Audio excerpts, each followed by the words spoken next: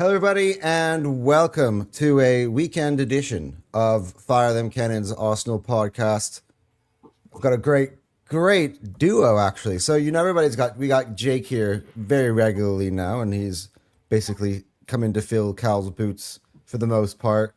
And this week I got his partner in crime, Nez, who's a big Man City fan, and as I said, hit the like button if your team can win a trophy tomorrow. So that includes Arsenal fans and Man City fans, because there's a chance. Can is the key word.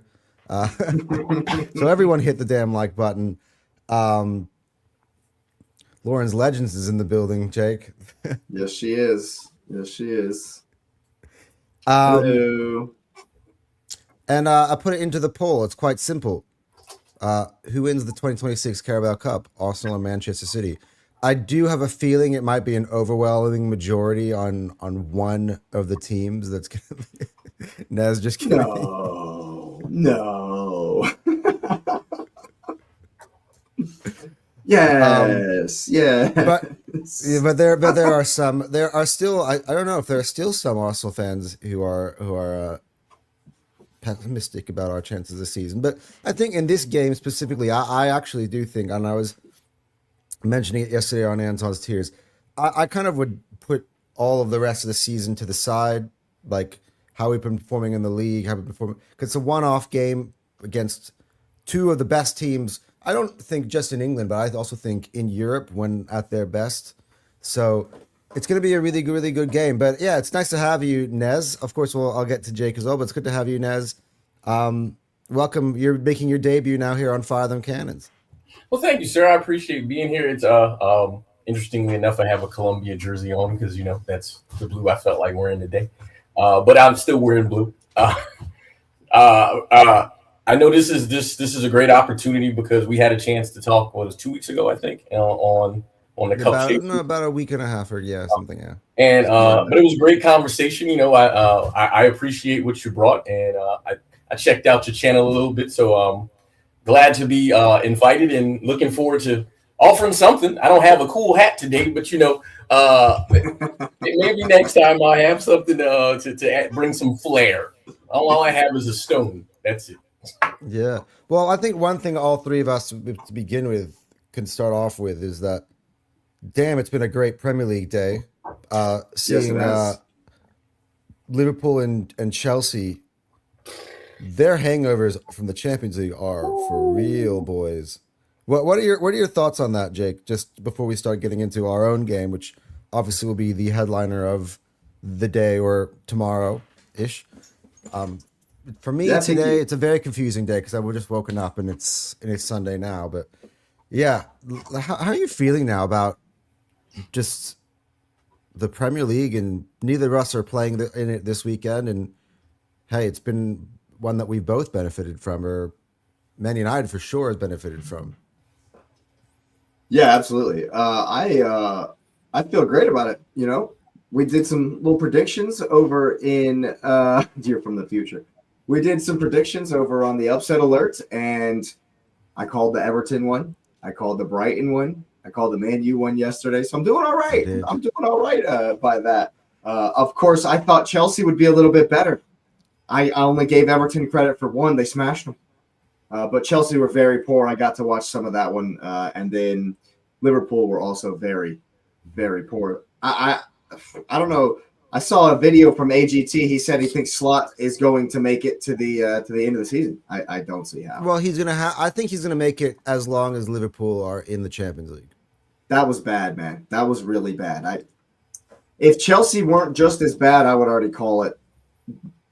Time of death. I would already call it. But if Chelsea are just as bad, so I don't know who to say. Look, Brentford and Leeds are playing right now, and maybe Brentford have a chance to revive my hot take of Brentford might make it into the Champions League because the window has been back wide open for them if they want to go in and take it. Nez, how are you feeling about those results today before we get into it's weird because picture?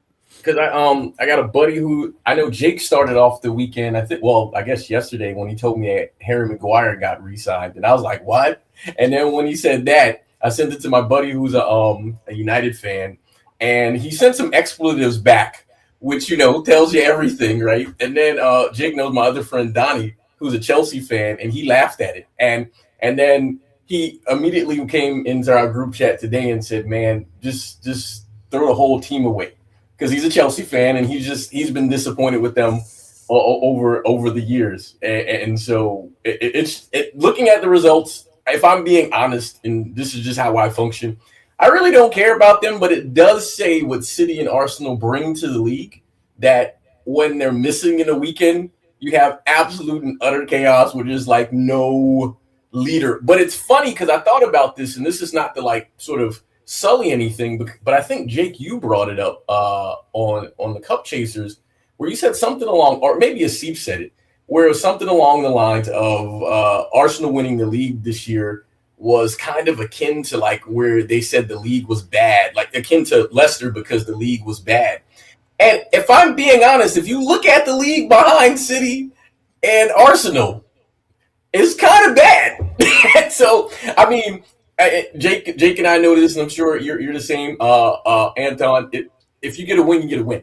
That's all that matters. But it's absolute chaos there, and it does beg the question of how good the league is. I know there's parity, but you're just wondering: is it the players? Is it the management? Is this just like what's going on? Because it looks everywhere, and I know that the league has to get at least a draw. I think that's what I sent you, Jake, a draw for Champions League to advance, which obviously there's still 2 teams in there. So somebody will get at least a draw. That also includes Palace, Forest, yeah. So all 3 of them got through. It's happening. Yes. So it's locked in, but it's funny because to see them represented in Europe this way, but then when they're in their own league, it's like literally chaos. Ooh, take the Arsenal flag. That's not a good sign for tomorrow. God damn it! Did your puppy do that, Jake? Was it the puppy? No. Oh, but so to answer the long story short, Anton, I thought that it's absolute chaos. The results, none of these things I would have picked any of these results, and I see like Brentford is still playing, so they do like the door is wide open for them to make the top 5 because I mean they get those 2 points. They're sitting on 48 in 6th place. 7th place, but like right even on points with Chelsea, and it makes it something serious because Chelsea doesn't look really good. Liverpool looks suspect. Villa, you really never know what you're getting from them, and the red side of Manchester. I'll just leave that there. Look, I think the red side of Manchester is, despite also dropping points themselves, I think are looking pretty comfy up there. And, yes, they are ascendant. Yes. Yeah, so I think they were robbed. I'll just say that. Hey, you know what? I embarrassed myself on the football terrace, not even being on there yesterday because Terry called me out. But I felt that the Mateus Cunha, the penalty they gave him when Bruno scored, I thought that was really, really. I didn't think it was a penalty. I just felt like Cunha just was looking for it and fell. But to the if ground. It was a penalty, how do you not give the Ahmed one? Right. So if yeah, was a penalty, and Nez, I'm sure you know, after signing the new contract, very next game sent off. Just saying. It's not unlike Reece James signs a new 6-year deal, injured immediately. So I just throwing that out there. I'm gonna let you do that what you will. What happens when you sign the wrong players to new contract extensions? They go ahead and they do what they do. Well, here's what's funny. I think that Harry Maguire was signed for his leadership, his experience, and then he goes and does that. It's so funny. Chelsea fans are coming at me for Arsenal paying Saka and extending Saka, but what did he do? He scored against Wolves and Brighton in when basically right off the back of the contract extension. He gave you one of these. But no, because they were comparing the Reece James one to Saka. I'm like, well, if you're going to criticize Reece James, how bad is the Saka? I'm like, Reece James, they literally are keeping him together with Scotch tape. He can't play more than one Saka's time a week. 24. He's hit just to make sure that he can stay since December or something without an injury. You can't even play him twice a week, and you're going to extend that for another 6. We're going to keep that experiment going on for another 6 years. I'm like. The dude's missed almost over 2 full calendar years of game time. all in all, like over 700 something days. Look, it's like I told Asif. The only way you can really get your mind wrapped around what Chelsea are doing is just to tell yourself, you just have to stop and just tell yourself, it makes sense if you don't think about it. But that's not how the world works, man. It doesn't have to make sense to us. It doesn't have to make sense to us. Long may it continue. Not people getting injured, but Blue Co doing dumb stuff. Long may it continue. Well, You know what? As long as Blue Co keep giving me those World Series titles, I'm Blue Co in. You know, so Well, there you go. What's funny about that is I didn't know, like, I mean, again, I'm not really plugged into the Arsenal circles. Like, I didn't know anyone was even sort of questioning re-signing Saka. Like, that was kind of a no-brainer. no, Chelsea fans were questioning re-signing Saka. But why? Which tells you all you need to know. He's like super young. Like, why would he? At the time, he probably was the best. He's like a 1A, 1B player on the team when he's fully informed. Like, why would you not re-sign? Okay. Okay. Okay. Yeah, I know. Well, I agree. You know, so funny. The very next day, or the same day as they signed Reece James, Arsenal opened up a contract extension with Declan Rice, and I turned around and said, "Look, that's how a real club operates." I need that signature. I need it. He resigned, right? I mean, I think once that negotiations begin, I think it's almost a foregone conclusion for me at that point, where from where Arsenal are sitting right now in terms of our project. I think that's. You think he signs before the summer? I think we'll wait and see. I do think that. I mean, if we win on Sunday, he might just be feeling good enough to be like, you know what, let's get it done. And let's. I don't think for Rice Sunday is a big deal. I think it's if we get over the line in the Premier League and the Champions League run is what matters to players like Rice rather than tomorrow. I would also say add to that if I'm him. I mean, England. I mean, I don't know. I'm not sure they're like top 5 favorite to win the World Cup. I wouldn't sign anything until after the World Cup. Like, I wouldn't sign a single thing because I'm trying to get. I mean, the thing about it is he doesn't want to obviously take you to the cleaners. But if I'm Declan Rice and I win some big trophies this year and I win the World Cup, no, there's no way I'm giving you pre-World Cup signings. I'm not doing it. It just doesn't make any sense. I wouldn't do it. I actually agree. If I'm his agent, I wouldn't sign it all. I wouldn't even. You know what, Nez?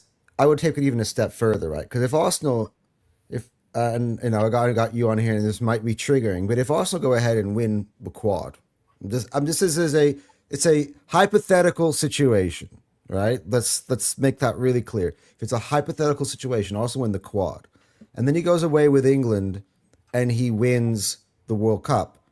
He most likely will walk away with the Ballon d'Or this season. So I'm his agent. I'm waiting even after that because once if you become the Ballon d'Or winner, and then I've already locked myself into a contract, that's another bonus over the top. Unless, of course, then all you got to do is in the next one you have like Ballon d'Or clause, which is just put that in the Arsenal one. It triggers. I wouldn't do it. Still, I still wouldn't sign it. I wouldn't sign anything until after summer. I agree. I mean, financially and from his point of view, it makes total sense. Rice is 26, 27, something like that. This will be the contract. This next one will be the. That's what I'm saying. I'm getting all the money I can get on this one, so I'm not signing anything until in the summer. Oh yeah, this is his meat and potatoes of his career contract right here. 27, which gives the same age as Eze and Gyökeres, but everyone was criticizing those signings for how old they are, and it's so funny. Like he wants at least 300 bags for 5 years from Arsenal at the very least. He's gonna.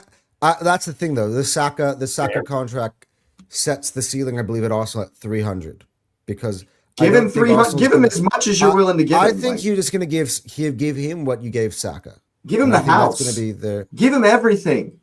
Give him everything. He's the number one name on the team sheet. He's the most important dude in the team. He is the engine in the middle of the park. He's going to win us the game tomorrow. He's going to win us everything that we do win. He's going to be very, very instrumental in it. He has been all season long. That's why everybody's saying player of the year, Ballon d'Or, because he's an absolute monster. And so he deserves every single penny. Give it to him. Give him the house. If that's the case, I want more than Saka.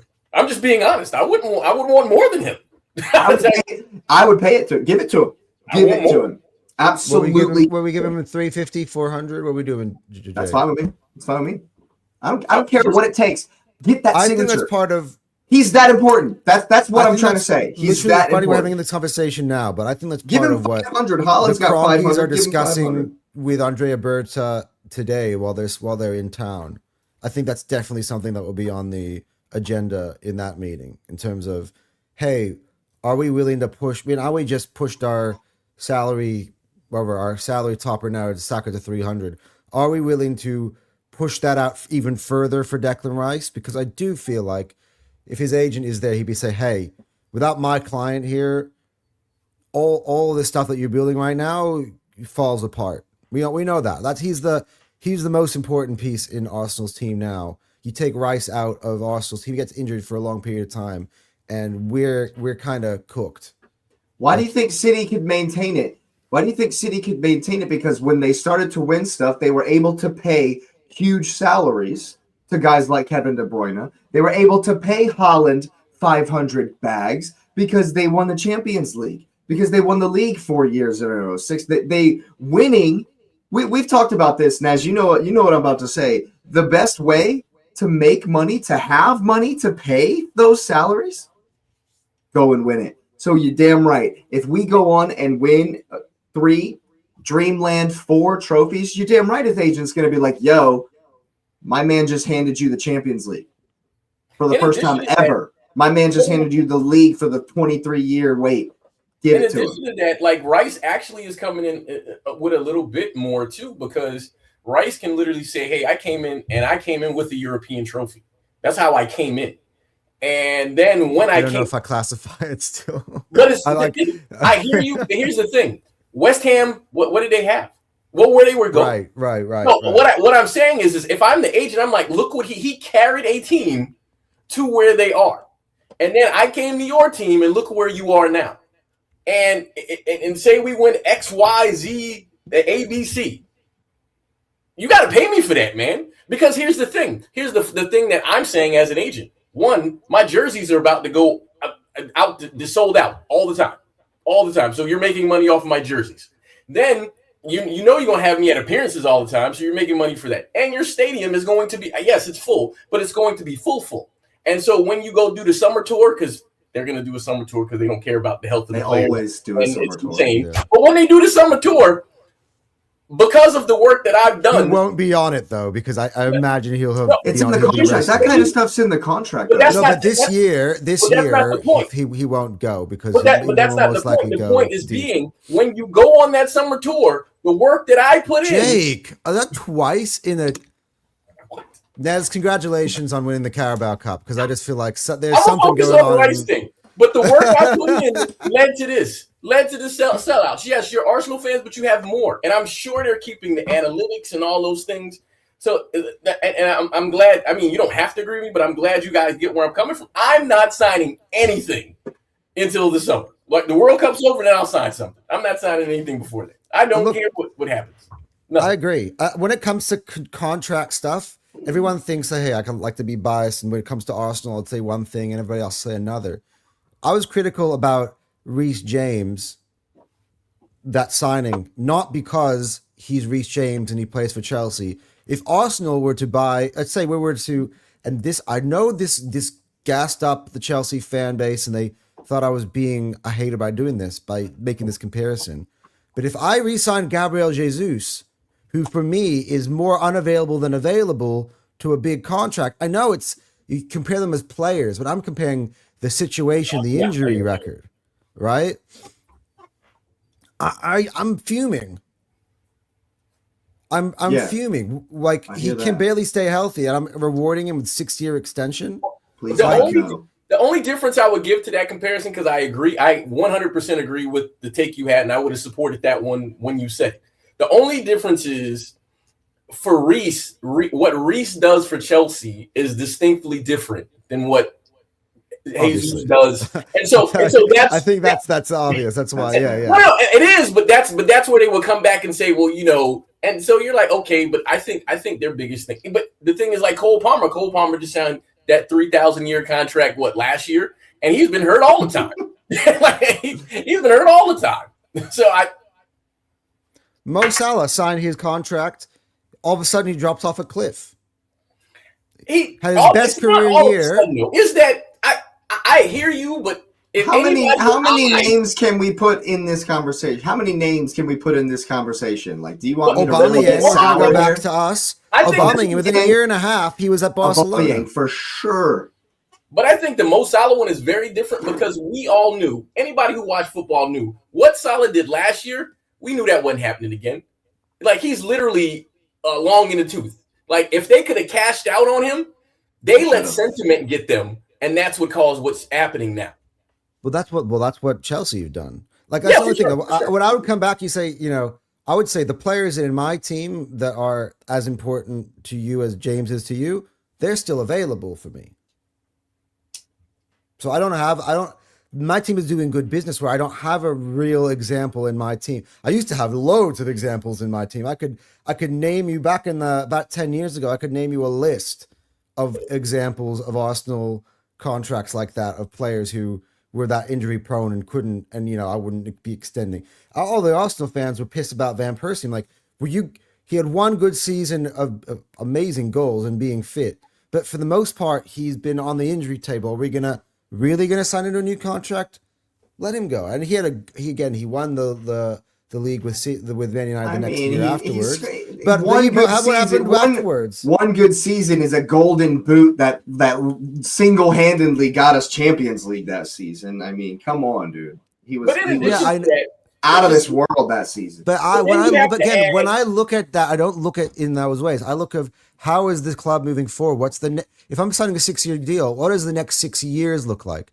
For me, I'd rather have someone who can give me Van Persie's production, which eventually we got in Alexis Sanchez. But we signed Marouane Chamakh. Who doesn't have injury issues. We had Marouane Chamakh already. We signed Lord Bentner. No, we signed that summer. We signed 2 players. We got Lucas Podolski and Olivier Giroud. All right. Well, okay. The funny thing is that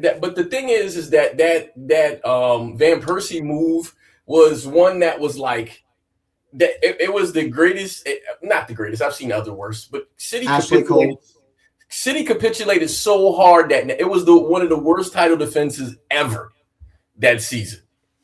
Mm-hmm. So sure, that was your first title season, I believe. That was your first title, yeah. It was, right. That was the first year after winning the 12, and they completely played like garbage the next year. So I'm not going to He's so funny. They brought in his international manager. Yep. And that's when the wheels started falling off for him, which is I found the irony. Well, Sir Alex went out on top, but we've gone down memory lane here, haven't we? No, but we have. But I'm just saying there are like so many examples of Arsenal signed Abu Dhabi to a contract extension, and like that was one of the weirdest things I saw happening. I'm like, what are we doing here, folks? Such a sad story that. Well, but we already knew at that point he was broken, and we went and we signed him to another contract. I'm like, see that's what the shit that Chelsea are doing now. We couldn't nail down our big boys. We couldn't nail down a Cesc Fabregas or a Samir Nasri, but we could nail down an Abu Dhabi to a contract. I was like, well, he would bite. He was obviously going to bite your hand off for the contract, just like Reece James did. Because why wouldn't you? Yeah. Fair anyway, we move on because we have kind of diverted away from the main topic, which we have 25 minutes and we haven't gotten to it yet. So let's get there. So yeah, the big game tomorrow. I feel like, as I said on my title, after hate watching each other for 6 months, we finally meet. I feel like it's been a long time. For those of you who don't remember, the last time we played each other was at the Emirates at the wee early stage of the Premier League season, where Haaland scores early, and then from there on, Pep sent the entire team to clog the 18-yard box. That's exactly but eventually, also made some subs. Eze found a nice ball over to Martinelli, who kind of like loops that ball in as a as Donnarumma kind of falls over and it goes into the back of the net. And it was a 1-1 draw, but that was a long time ago now. 6 months. That was in September. Now we're in March. And yeah, since then, we've obviously famously been in the title race, and Arsenal take a 9-point gap now into this game. But, and by the way, had you guys stayed in against Real Madrid, I think the game would have had even more sort of jeopardy in it, because we have 2 teams going for 4 trophies. We're now, you guys have just the 3, or in my mind, just the 2. Just the 2 domestic cups really for Man City now. So big game tomorrow at Wembley. Skateboarder Pep, I put him on the thumbnail. How are you feeling, Nez, about skateboarder Pep recently? Tony Hawk, the bald Tony Hawk. We joked about this on the Cup Chasers. I guess is it the same week last week? Whatever, Wednesday. Yeah, Whenever we did it, right? We joked about it, and I was candid about it. I didn't know what he was doing first. The lineups, and I think you were on the one where I mentioned this. I was on the week before. Yeah, he's gotten the lineups wrong the last 4 games. Like literally the last 4 games, he's completely screwed them because he's made subs at halftime, which tells you everything. It's indicative of I got it wrong. And Arteta would you be doing it? And I was upset about that when he was doing those, and you go like, oh. But I mean, and consecutively, so he got the lineup wrong multiple times.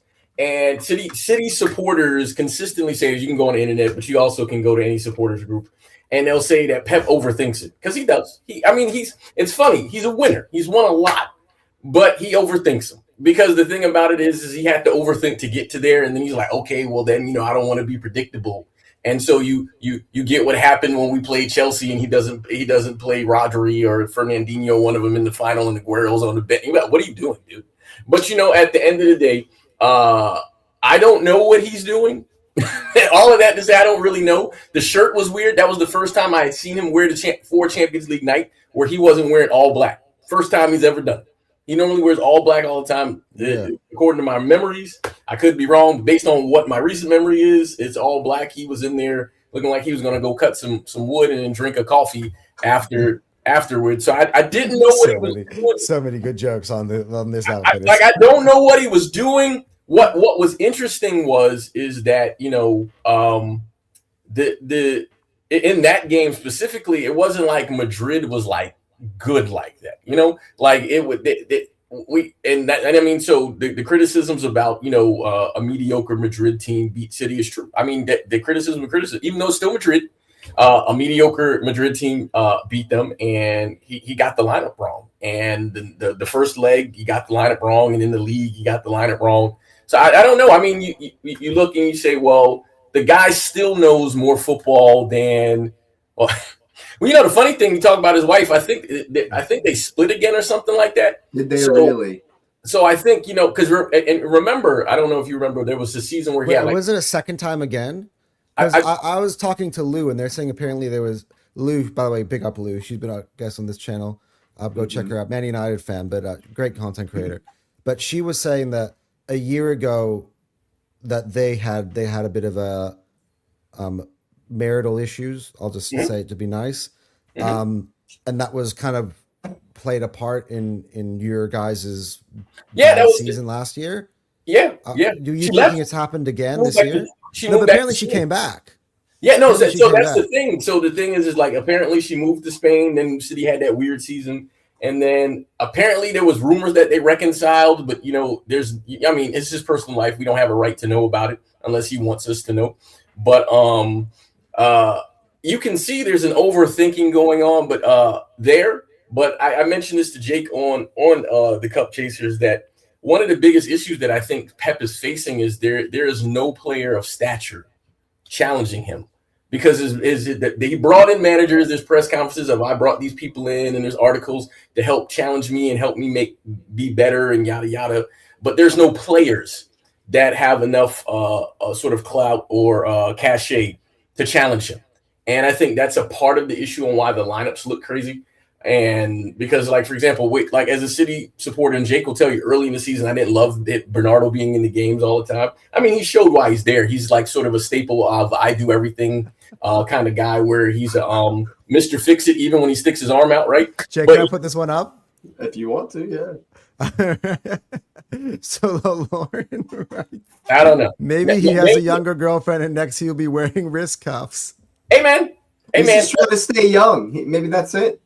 But whatever's happening ain't helping the team, so he got to find something that puts the razzle and dazzle back in his mind, because I don't know what he's doing. And so, you know, because he's not getting challenged from players, from his backroom staff, I think that's part of the issue. Because the thing is the City was on a run and ran the same lineup, and then all of a sudden he said, you know what? I don't want to run that lineup anymore.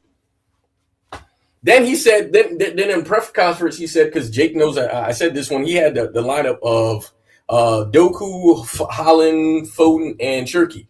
I was asking for that lineup. They finally played it. They ran off like 5 wins in a row. And then he stopped playing the lineup, and his reasoning in recent press conferences, oh, well, we're exposed. Dude, we was getting scored on anyways. What we talking about? So, but we were scoring goals. And so I don't have the answer.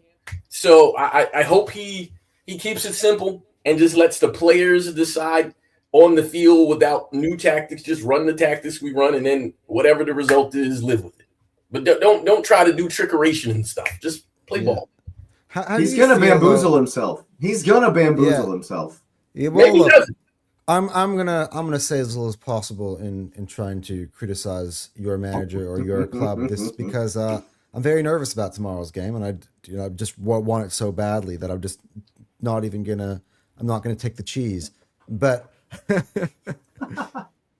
but tell me, Nez, how you feeling about your season overall? So I mean, this is probably a good time to probably talk about it, because you know, as you said, you've gone out of the Champions League now to Real Madrid. Yep. How are you feeling about the title? Right, Jake tells me that you congratulated us on the weekend already, or something. Yeah, because it's so here's my math, right? Because math is very simple, right? So even and I did the permutations. Even if City beats Arsenal tomorrow or today for you, I don't know how the time thing works. Yeah, no, it's confusing. Yeah. And if they beat Arsenal in the league, Arsenal still would have to drop points in 2 games to lose the league. That they still would have to do that. So just math-wise, form-wise, I struggle to see that.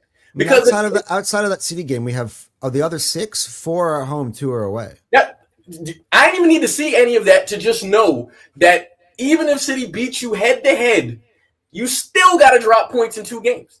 You still have to.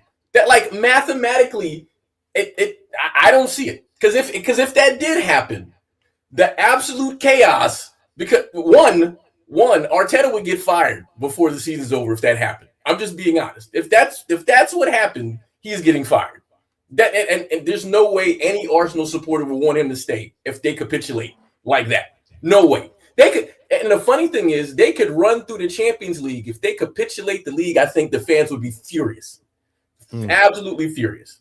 And so yes, that's I would be so good. Why you gotta bring up situations like this? I'd be so because good. That's the situation where his team wins the league. Of course he would. Well, it's the permutation. Well, it's not even that. It's the situation. It's the situation where I'm like, all of these things have to happen for us to get anything, and my mind's eye is struggling to see that. Right? Yeah. But you've known me all season. Just give me the league. I'll go out to Sporting Lisbon if you promise me I win the Premier League. See that gives me agita. I'm just saying, man. No, I'm just being consistent. Yeah. Give me the Premier League, and we can build. But yes, we're in dreamland because we're in a spot we've never been in before. Yes. And so for tomorrow, for me, I think they should have some freedom. I think Arteta should give that and be like, look, it's not about a quad. It's not about any of this. It's not about the distance since we've won these trophies.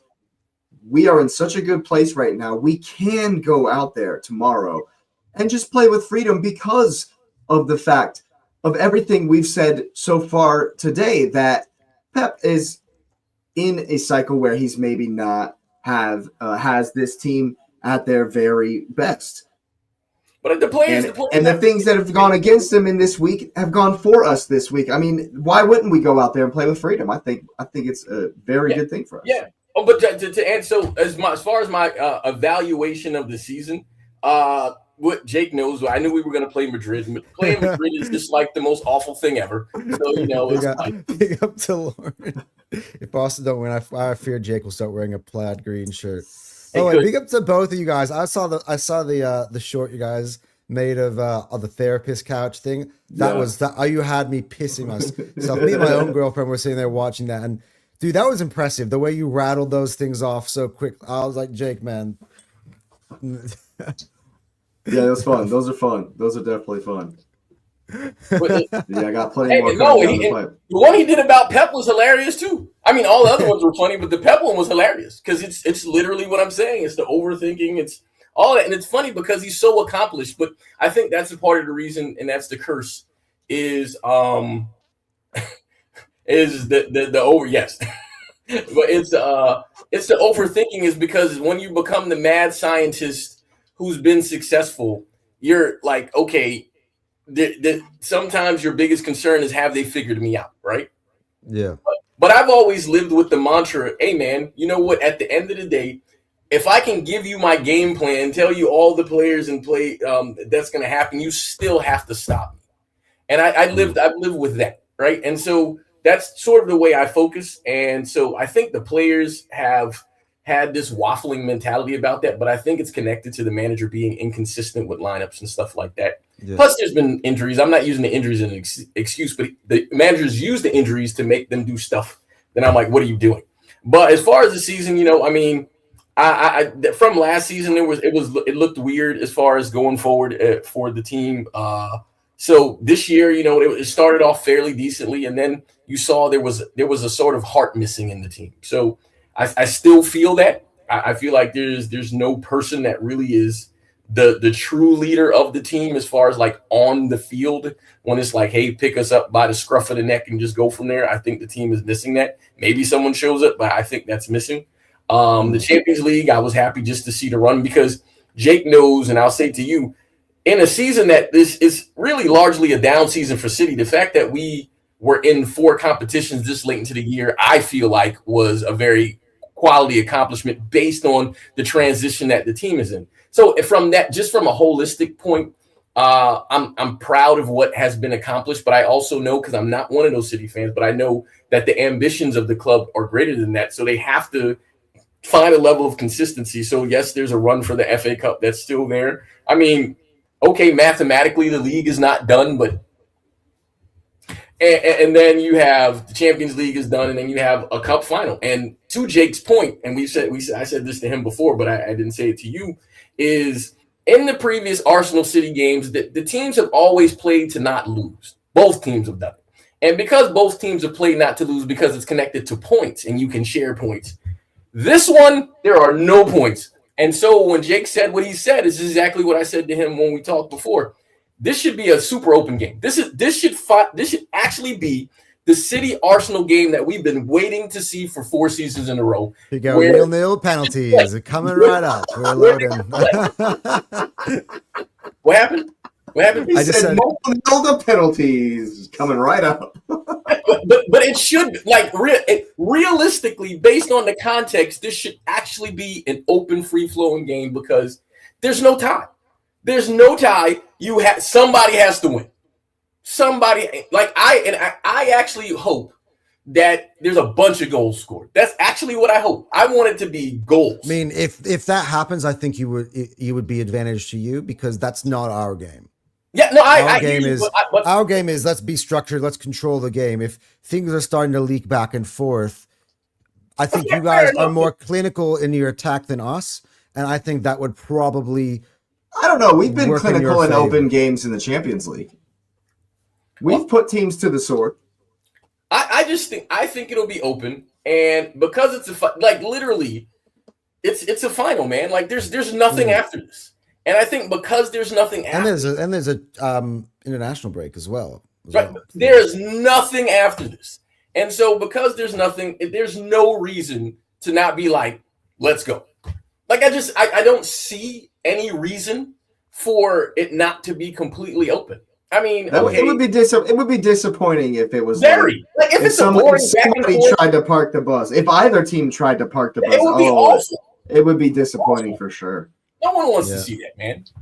Look, I don't think Arteta is going to park the bus.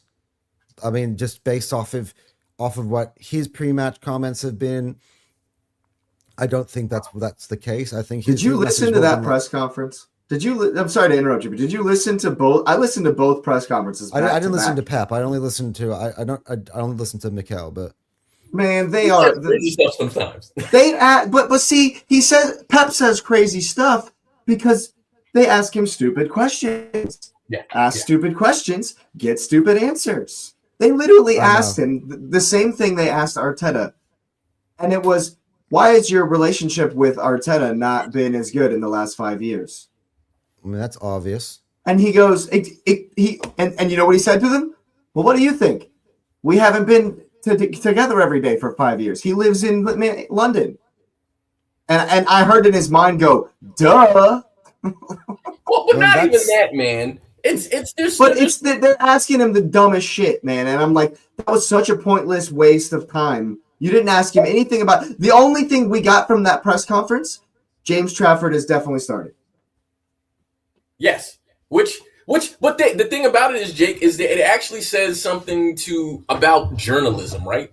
Because journalism has literally lost the plot where it's about actual journalistic integrity of let's find out of what the event we're focusing on. They want to find clicks because they don't know if the event has enough spice in it. And so the Trafford thing, it was brought up because, okay, well, Donnarumma has been here. But Trafford has literally been the starter for the Cups. And it's funny, here's why it matters, because the one time that it happened at City was Mancini's, I think it was his third season, and they were in the FA Cup final. They played Swansea, who just got relegated. And he changed, and he didn't play Postelimon. He played Hart instead, and they lost the game. And it caused a giant. I forgot that. It caused a giant rift in the team because Mancini got fired, and then the issue Panthelimon left because, what are you doing? Yeah. Why would you do that? That was ages ago. That must have been It was 13. It was 13. It was 2013. Was it? Was that 2013? Yeah. Well, only reason I remember years. But here's why I remember. Years, yeah. But here's why I remember it, because I was young, but I was like, hey, this one guy always starts. Why is he playing the other guy? And Mancini did it because he needed to save his job. And I'm like, dude, you lost to if the other 10 guys in front of the keeper, it wasn't Swansea, it was Wigan. Yeah, it was Wigan. That's right. But Wigan. Okay, Wigan. Yeah, I remember that. Yeah, was the manager. Martinez was the manager. Yes, yeah. But it was crazy because he did what he did to save his job, and he still lost his job. Hey, man, just stand on your 10. Stand on your 10 toes down. This guy has gotten us here. Just stick with him. And so they like to ask those questions to cause a rift in the locker room. That they're trying to cause that. So then you ask the question when he came out flatly, Trafford's the starter. Then you ask the questions about his relationship with another manager. Hey, man, so why are you not asking him why he's not best friends with Vinny? Or why he's not best friend? I think it's more the fact that he used to be his assistant coach. And they literally asked Arteta the same question. They asked Arteta the same question. Arteta gave them the same answer. These guys are idiots. But who cares? So I need to be your friend all the time when I'm coaching hundreds of miles away, and I'm competing with you. What? My only point about bringing it up is that these people have access, right? They have the chance to ask actual questions. Hey, Pep, why are you persisting with making Semenyo play so narrow when you have him on the right wing? What are you doing, Pep? But no, it's, well, how do you think not being close to Arteta affects your relationship with him? Is this keeping up with the Kardashians? What are we doing, man? Ask him a real question. That's all I'm saying. We're doing. That's all I'm saying. Just ask him real stuff. Arteta said, they asked Arteta about who's starting keeper, and he said, we'll see tomorrow. We have another training session. So Arteta doesn't tell him anything either. The minute I saw that James Trafford was the keeper, I'm thinking it'll be Kepa. Kepa should start. Yeah, And Kepa's should taking start. all the That's the pre-match cup interviews keeper. and all the Hey, what we all the doing? stuff. Yeah. He got us there. Look. No, but to be And fair we're though, blessed- like we're blessed because Kepa has played in a Champions League final. Kepa he's got experience too. Like we're blessed to have that as the he's backup won keeper. 2 of those things, by the way. He went with Chelsea and with Real Madrid. That's right. There you go. But he's played in several cup finals. It's not like he hadn't played. Like, what are we talking about, man? Yeah, we should be just fine with Kepa. Yeah, but if it's Kepa, like the thing is Kepa versus Donnarumma. If like Donnarumma, he found out that Donnarumma was in the goal for City, I believe that he would have changed and be like, okay, well, if they're going now I know what Pep's intention are for today. I don't think he I'm would gonna have. stick Ryan. You really Well, think so? I think funny it's a chess thing is- game. The funny thing is, I think he simply trusts Kepa. But in addition to that, Donnarumma doesn't offer anything that as far as like to the team defensively, whereas Trafford actually gives City more of City's style because he can actually play with his feet. And so you actually get the more traditional City team from him playing in the game. So I mean, would, Donny Ruru is an elite shot stopper. not in these last couple of games because there's some ones that you're like, hey man, is it because you're Italian you lifting your arm up on shots? Is the fix in again? So do we ask the impossible of you, Nez, and tell you to predict Pep Guardiola's lineup, or do we just? Yeah, I think we're getting into this next. Do we let you off the hook and just ask for your lineup? Well, you want me to guess his? Okay. The guess. I mean, we were going to try to guess Arteta's, so I think that's the clue of the game. I'm trying to give I'll try to the let's people guess. an accurate preview of tomorrow, right? Not There we go. Fair enough. So to guess Pep's lineup first. okay, I'm pretty Well, he guaranteed Trafford, so I'm gonna write it down. Wait, I was just gonna get yes. Well, we know Trafford's going to start. So translate this to the next one. it's funny because here's what I'm gonna use as a reference point because I have FootMob is up here. FootMob sponsored this show. FootMob, go ahead and send some money so he can do what he does. But I'm gonna go to the last City lineup because here's why I'm doing it on purpose for the goofiness, right? Is this Real Madrid at home? Yes. So the lineup against Madrid was Donnarumma with Nunez, Kusanov, Diaz, and Nori with Silva, Rodri, Cherky, Reinders, Doku, and Haaland, right? I dare say. So Donnarumma's out. Trafford's starting. Kusanov is going to play. Yeah, he has to. So he's out, right? yeah, so. he can't. Right. Kusanov is going to play. Now, here's where I think Pep is going to do this. I think this, but I think he's going to do it too. John Stones is going to start next to Kusanov. That's first. Okay. Wait, not Diaz? John Stones is going to start next to Kusanov.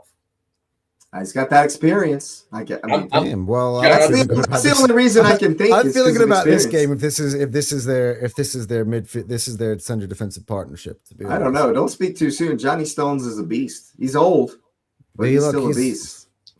But Best that center back we got in he's England. I mean, in actually, the for game. sure now. When John Stones plays, he plays for a reason. So I think it's Kusanov and Stones. I do think Nunez will start on the right, and I think Nori will start on the left. It'll be the only difference will be Stones in there. In the midfield, which makes me cry because I already know what it is, and I really hate that I have to say this. It's gonna be Bernardo and Rodri, and I really hate that lineup because I personally would put Nico Gonzalez and Rodri together. That's what I would do. So you've left O'Reilly out of the 11 then. I'm not finished yet. Those are my older guys. Okay. That's my 6 and my 8. Because Rodri would play my 8 and Nico Gonzalez would play my 6. Now, in front of that, so you got 4 players left. You got the front 3. I think Cherky will start. The string that he's going to start all the time. Yes, he'll start. Now, he actually won't be in the 10, I don't think. I think he's going to play on the so wing. That's why I want to know because, he could play on the wing. He's going to put him on a wing because I think he'll play. Semenyo's in the 10? No. I think Semenyo's going to play the other wing, and I think Nico O'Reilly will be at the 10. So that means you do think Really? Cherky will be in the 10 then? No. He's going to play the wing. Nico O'Reilly is his. You've got O'Reilly and... Wait, you got O'Reilly, Nico O'Reilly in the... Silva, It's Rodri, Bernardo Silva, and Nico Riley in the center. So Nico Riley's and your then 10. Semenyo, Holland. Why wouldn't Bernardo in that case be the 10? Because he's more natural there than Nico. He's not. He's an 8. He's an 8. No, but in terms of like he does drop deeper. He does tend Bernardo's to a drop box-to-box guy. Nico Riley is more of a left back /8/6. Well, he's not. Nico O'Reilly's actually a 10. Like, we've seen this. We've seen this before, where he's played those three in the. I'm not making it up. I'm telling you what I think he's going to do. He's going to O'Reilly, and then you got Semenyo on the left and Shirky on the right. Correct. And then here's the one that I think he's going to. Don't tell me Marmouche. I think he's going to start Marmouche. How do you not start the Nordic Meat Shield in a final? Here's why I don't think he's going to start him. Because there was a niggle. He'll be on the bench and he will come on as a substitute. He'll finish the game. Saving him for Norway, huh? I think he's going to finish the game. Oh, this is going to make a very interesting lineup. All right. That's what I think Pep will do. But I would start Holland. I would actually, if it was me, I would start Holland and I would play Savinho.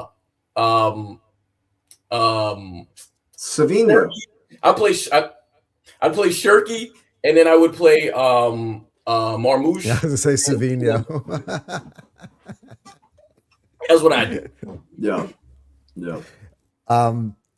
All right. Okay, that's an interesting one for me to Jake to follow up on. But that'd be very interesting. One last question on the Man City thing. I'm going to make it quick because I think this is the main question that I've been on my mind. Well, I wanted to ask you. I mean, in terms of for my audience who are mainly Arsenal fans. So I was looking at your squad 2023-24. The reason why I use this season is because that's the year where we won 17 out of our last 19 to go on to basically miss out on winning the Premier League. And you guys, right along with us, I believe we were like 18 of 19 in that run. I think it was also 17 of 19. The difference is you guys drew with us in Liverpool and we lost to Aston Villa, which was the difference in the year that year. So in that season, I'm noticing that we're missing, that you guys no longer have Ederson, right? He's gone. Ortega's actually gone as well. Walker is gone. Ake's on loan, I believe, right? No, Ake's still there. Never mind. No. He's there. He's there. Akanji's on loan. Sorry, that's the other one. Grealish is actually kind of on loan / back because he's out for the season, but he's not going to play. De Bruyne is obviously big out on that one, and Julian Alvarez, who I'm a massive fan on, and I hope he's a future Arsenal player. Please come missing from that team. Do you think this man? What's the difference between this Man City team this year? I know I just named a bunch of guys who aren't there anymore, but you can also replace. You guys got Semenyo, you guys got Gahey, you guys bought Reinders, you guys have bought Shirky, just to name a few. You guys actually invested a hell of a lot, in the last 2 seasons to replace that team. This City team versus that City team. Tell me what is the difference? Because I need the Arsenal fans to understand. Well, the first thing is, and I mean, I think it's a giant thing, is De Bruyne is not there. Like it's De Bruyne. Like you look at when Kevin De Bruyne came in Manuel Pellegrini's second season, I think, maybe his first one. And as soon as he got in the team, they played him next to Yaya Toure and Fernandinho, and he was an absolute monster, from young. They said, hey, the Chelsea flop, whatever. And then he came in and he won trophies right away. Right away. I wasn't saying that because I saw him play at Wolfsburg and he was. No. I know you weren't. He broke the league record for assists. He won the player of the season there. He had 19 assists and 11 goals. He had an insane season. Yeah. But the thing is that so De Bruyne matters. Rodri isn't the same Rodri anymore. We don't have Rodri with legs anymore. So I think old Rodri would run over the one that we have now. Also, we had better wing play. Like our wing play is awful. It's absolutely atrocious. There's terrible wing play. Because even though Jack Grealish played on the wing, he could hold the ball up. We don't have great hold-up play right now. And the second thing was he could draw defenses towards him, which created space for other people. So while people may be looking for goals and assists from Jack Grealish, what Jack Grealish did by creating space for other guys to run off of him was absolutely phenomenal, because Jack Grealish bring the people to him, pass him De Bruyne or Foden, then you go find space, score goals like that. And so we don't have we don't have anybody who holds the ball, and we don't have anybody. If we had somebody who holds the ball, we don't have anybody who they can pass it to then create the big chance. And we also don't have the people who run off, because Foden, who was a shell of himself as well, he had moments during the season, but Foden is also not doing the season that year. Yeah. Yes. He won player of the season. But Foden was literally finding space, and Foden can't find space anymore. Now, part of the reason that exists this year is because Pep has asked Doku to come in and do what Foden did. He's asked Savinho to come in and do those things, and they're both. Doku's been better, but they're both absolutely awful at the job. They're not good at it. And to Jake's point, they've asked Semenyo to now try to do that, and nobody can do what Foden did in that team during that period. So since no one can do it, either because they don't know what to do, or because they lack the sort of the IQ to create those kinds of things, and then there's no secondary guy to create those spaces or those runs, then it's easier to run through that team, because City we was running against low blocks all the time. It wasn't like City didn't get low blocks. They got them all the time. Oh, I know.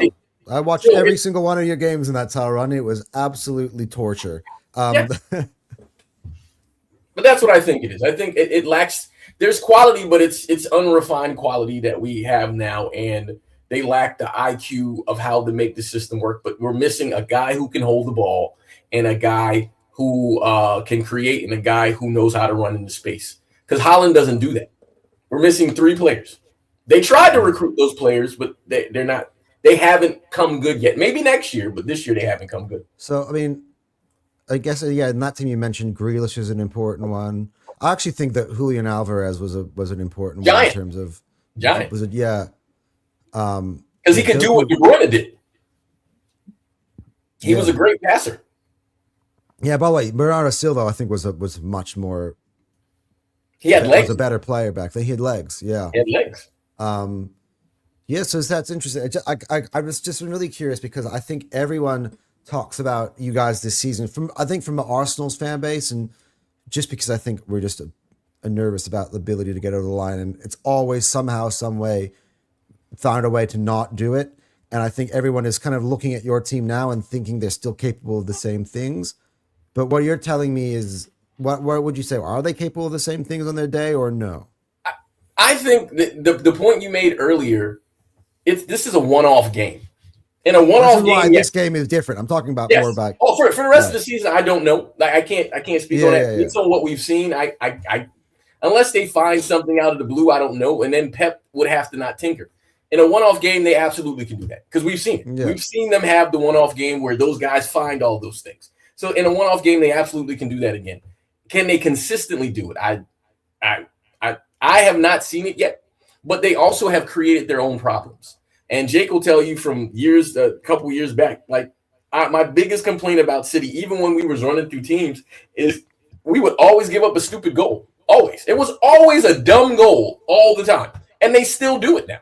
It's literally a part of who they are. They give up a dumb goal. It's because they don't close down on a guy, or they don't communicate, which is absolutely mind blowing. Because that's something I've pointed this season, is that you guys you're defensively just letting teams just run through you. It doesn't even matter who the team is and at what level it is. It could be Real Madrid. It could be who's the team that you pumped 10-1. That team, they had the goal they scored. Yes, Salford. Yeah. Salford. It wasn't Salford. City. It was the round. It was before that. I don't remember.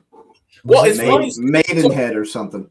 But like in the first Madrid game when I think with Macclesfield. I don't know, not Macclesfield Town. Who got the hat trick in the first Madrid tie? Who got the hat trick? Valverde.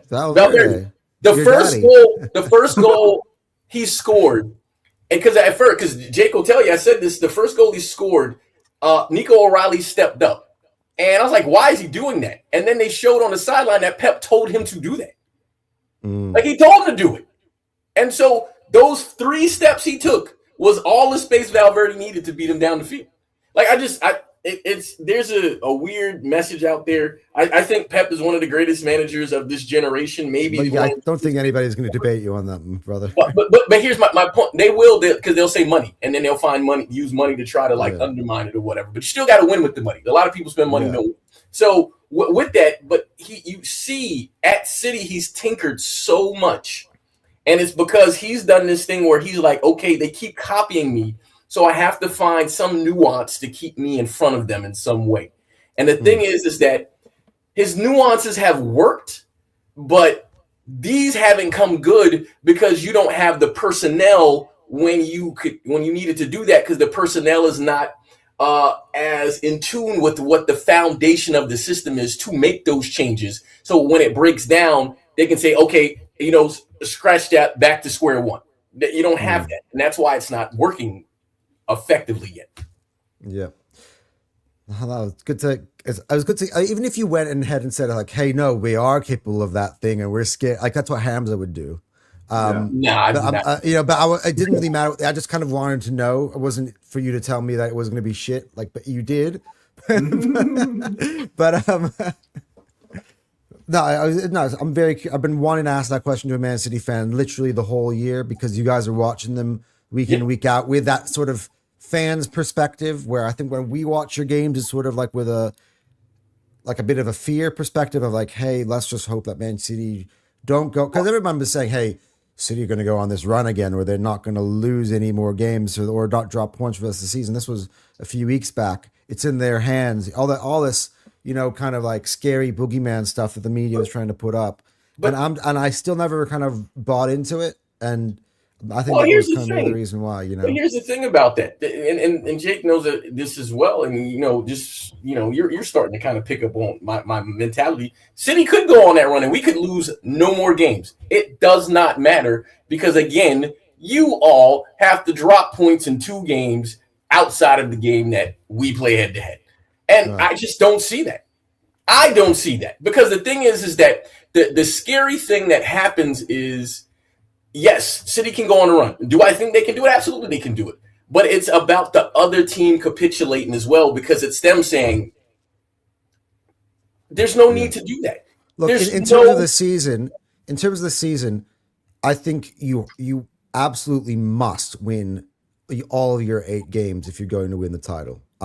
Me and Jake have broken this down already on the last few episodes since that West Ham game, which is a combination of, let's say you guys, I've definitely thrown this idea out, because after seeing Chelsea today, I think that they're lifeless, and they're going to smash them. You're going to smash Chelsea. They're terrible. So they're not good. But in my mind, I was like, if Chelsea beat you at the Bridge, but they get up, then we would only need to win the next 3 games. If Chelsea beat you, you're finished. If that Chelsea, no. If the Chelsea I just watched lose 3-0 to Everton beat you, it's done. You're never coming back from that. But I struggle to use one point in time as the overall. That's fair. No, I get what you're saying, but the thing is that with that same breath, I remember either last season or 2 seasons ago, City was flying high, and I think it was the year Cole Palmer first got there, so it was 2 years ago, and that wasn't that game like 3-3, 4-4, something like that.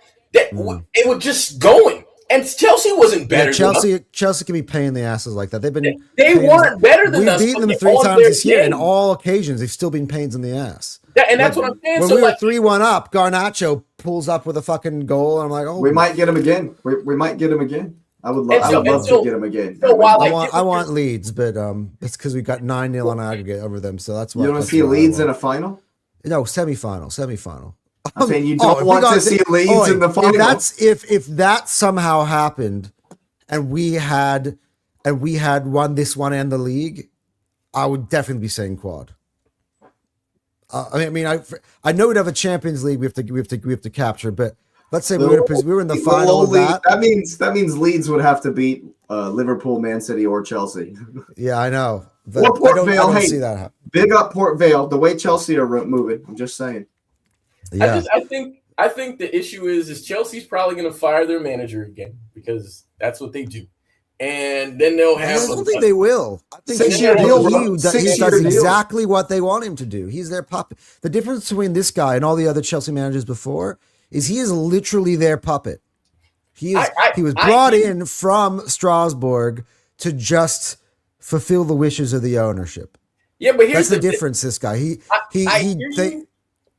Go ahead. No, as in that's just kind of why I feel. I don't feel like they're the Blue Co, the ownership care. Well, here's my thing. Chelsea is sitting on 48 points with 15 goals, right? And the Brentford is still playing, right? Yeah, Brentford and Leeds are still playing. It's still a draw, right? Yeah. So you look at Chelsea. The thing is that while they want somebody to be their yes man, the big thing is they got to make Champions League. Like they have to. Yeah. And so right now, they are 1 point behind Liverpool, who we don't know what we're going to get from. And if Brentford is able to get 2 points, then Brentford is there. And Everton is 2 points behind them. So the reason I even put out that they'll get rid of the manager is that it's really stale now. Like you can see it's stale.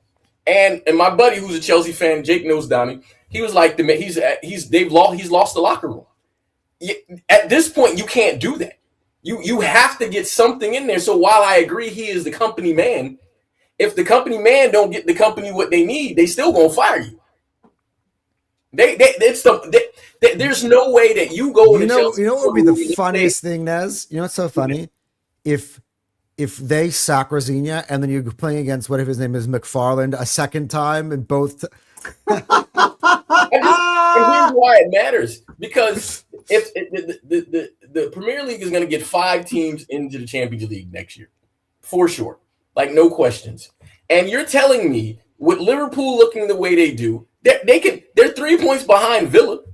If they can't make the Champions League, you kind of got to fire somebody, because how many millions are you leaving on the table to go to Europa? They fire him if it looks like they're not going to make Champions League. I firmly believe that Xabi Alonso will be the manager of Liverpool, considering the fact that they brought in Wirtz, who played his best in his career under him, and that's exactly why, because you've made an investment in Wirtz, and what are you going to do to get the best out of him? I think Salah is gone. You're going to bring in the guy who had Wirtz playing at a world-class level. That's the obvious answer. I mean, you also got Frimpong on the other side. Frimpong plays at Liverpool as well. Like for me, I think it's logical. I mean, they're playing basically with wing backs anyway. You might as well just do it properly and bring about a guy who knows how to run that system. Let's go. Liverpool, I don't think he's gonna. I don't think he'll want to come to the team before the season's over. I wouldn't want to. No. He saw what happened to Amarin. I'm not doing bad news. Well, that is why Slot will be there for us this season. Yeah, I agree. Because bad then they might have to make Liverpool another fans. move, and that's you know what I mean. Like they might bring like Steven Gerrard, and how are you going to fucking convince the Liverpool fans who have a weird bias towards him? Hey, we're going to actually sack Steven Gerrard now. They'd be like, no, finally got my dream of Stevie G being the you know what I mean? Like, because that's who I think they would bring in as an interim if they were to get rid of Slot now, because I think he just would jump in right away. Anyway, for the interest of time, let's keep this train rolling, because both me and Jake have places to be at after this stream. Let's pick out who he's picked out. His lineup for Man City. Nez has. I'll just do a recap. He's got Trafford, Nouri, Stones, Kuzanov, Nunez, Bernardo, Rodri, Semenyo, O'Reilly, Shirky, and Marmouche. How do we counter that if we're Mikel Arteta? And I'm talking about, let's think about what we think Mikel Arteta will do. And obviously, I think we're just going to pencil Kepa in the goal. Yeah. I think he will. I think he will stick with Kepa. Yeah. All right. So I think, do we, I mean, his back two is Stones and Kuzanov. I think we're on the same lines. We're thinking, we're just going to go with Gabrieliba. It's Gabrieliba for sure. For sure. Yeah. That's a shoe-in, obviously. All right. See, the fullbacks is not one, because apparently Timber, by the way, is in contention to play, and so is Odegaard. So that's the news that Mikel kind of delivers, and that, which, by the way, that's great Fantastic. news. Fantastic news. Are they ready to start? Let's start with the right hand side. Is it going to be White or is it going to be Timber? For me, I think I'm going to go with Ben White. Ben White played both legs of the Chelsea semis, and I think Arsenal played better offensively with him in there. It's a little bit more smooth, and like Timber just picked up a knock. Are we going to go a few days later and start him in a cup final? I'm going to go with Ben White. Are you going to second that, or do you think Arteta's you're just going to end up rolling out Timber? And be honest with me, because we're going with what we think Arteta will be, rather than what we think will be. That's difficult. That's difficult because I think that if Timber's not going to start, I think Mascara's in contention as well. So I think this is a difficult decision for Arteta. What I hope is that he kind of agrees with us and that there's no reason that we have to be, super defensively minded, and he can balance the attack and defense. And in that case, then yes, I think it would be Ben White. But I'm not going to rule out that Mascara is definitely in contention. He's been fantastic every time he's been called upon. And so it wouldn't surprise me if he starts Mascara. But yeah, I think especially now, if Timber is like 100% fit, Timber will start. Yeah, that's just what we've seen from Arteta over the season in the big games. If Timber is fit, he will play. If not, maybe 60-40 Ben White. I think it's close. I think it is. See that we got like a weird 150% odds because we got three guys in. It's a love triangle here. So yeah, it's difficult. But yeah, I think Ben White would be. I think this would be good for Ben White for sure. Yeah, I'm thinking. I'm just because they all have their own interesting cases, right? Timber for me is like it's a risk because he just got injured in the Everton game a week ago. Do we throw him in with the potential? I mean, I guess what you could say is one of them starts and the other one, and it doesn't. Whoever starts probably doesn't finish. No, if it goes all the way, you know what I mean. We go right to 120 minutes. In that case, I would probably want Timber to be taking a penalty.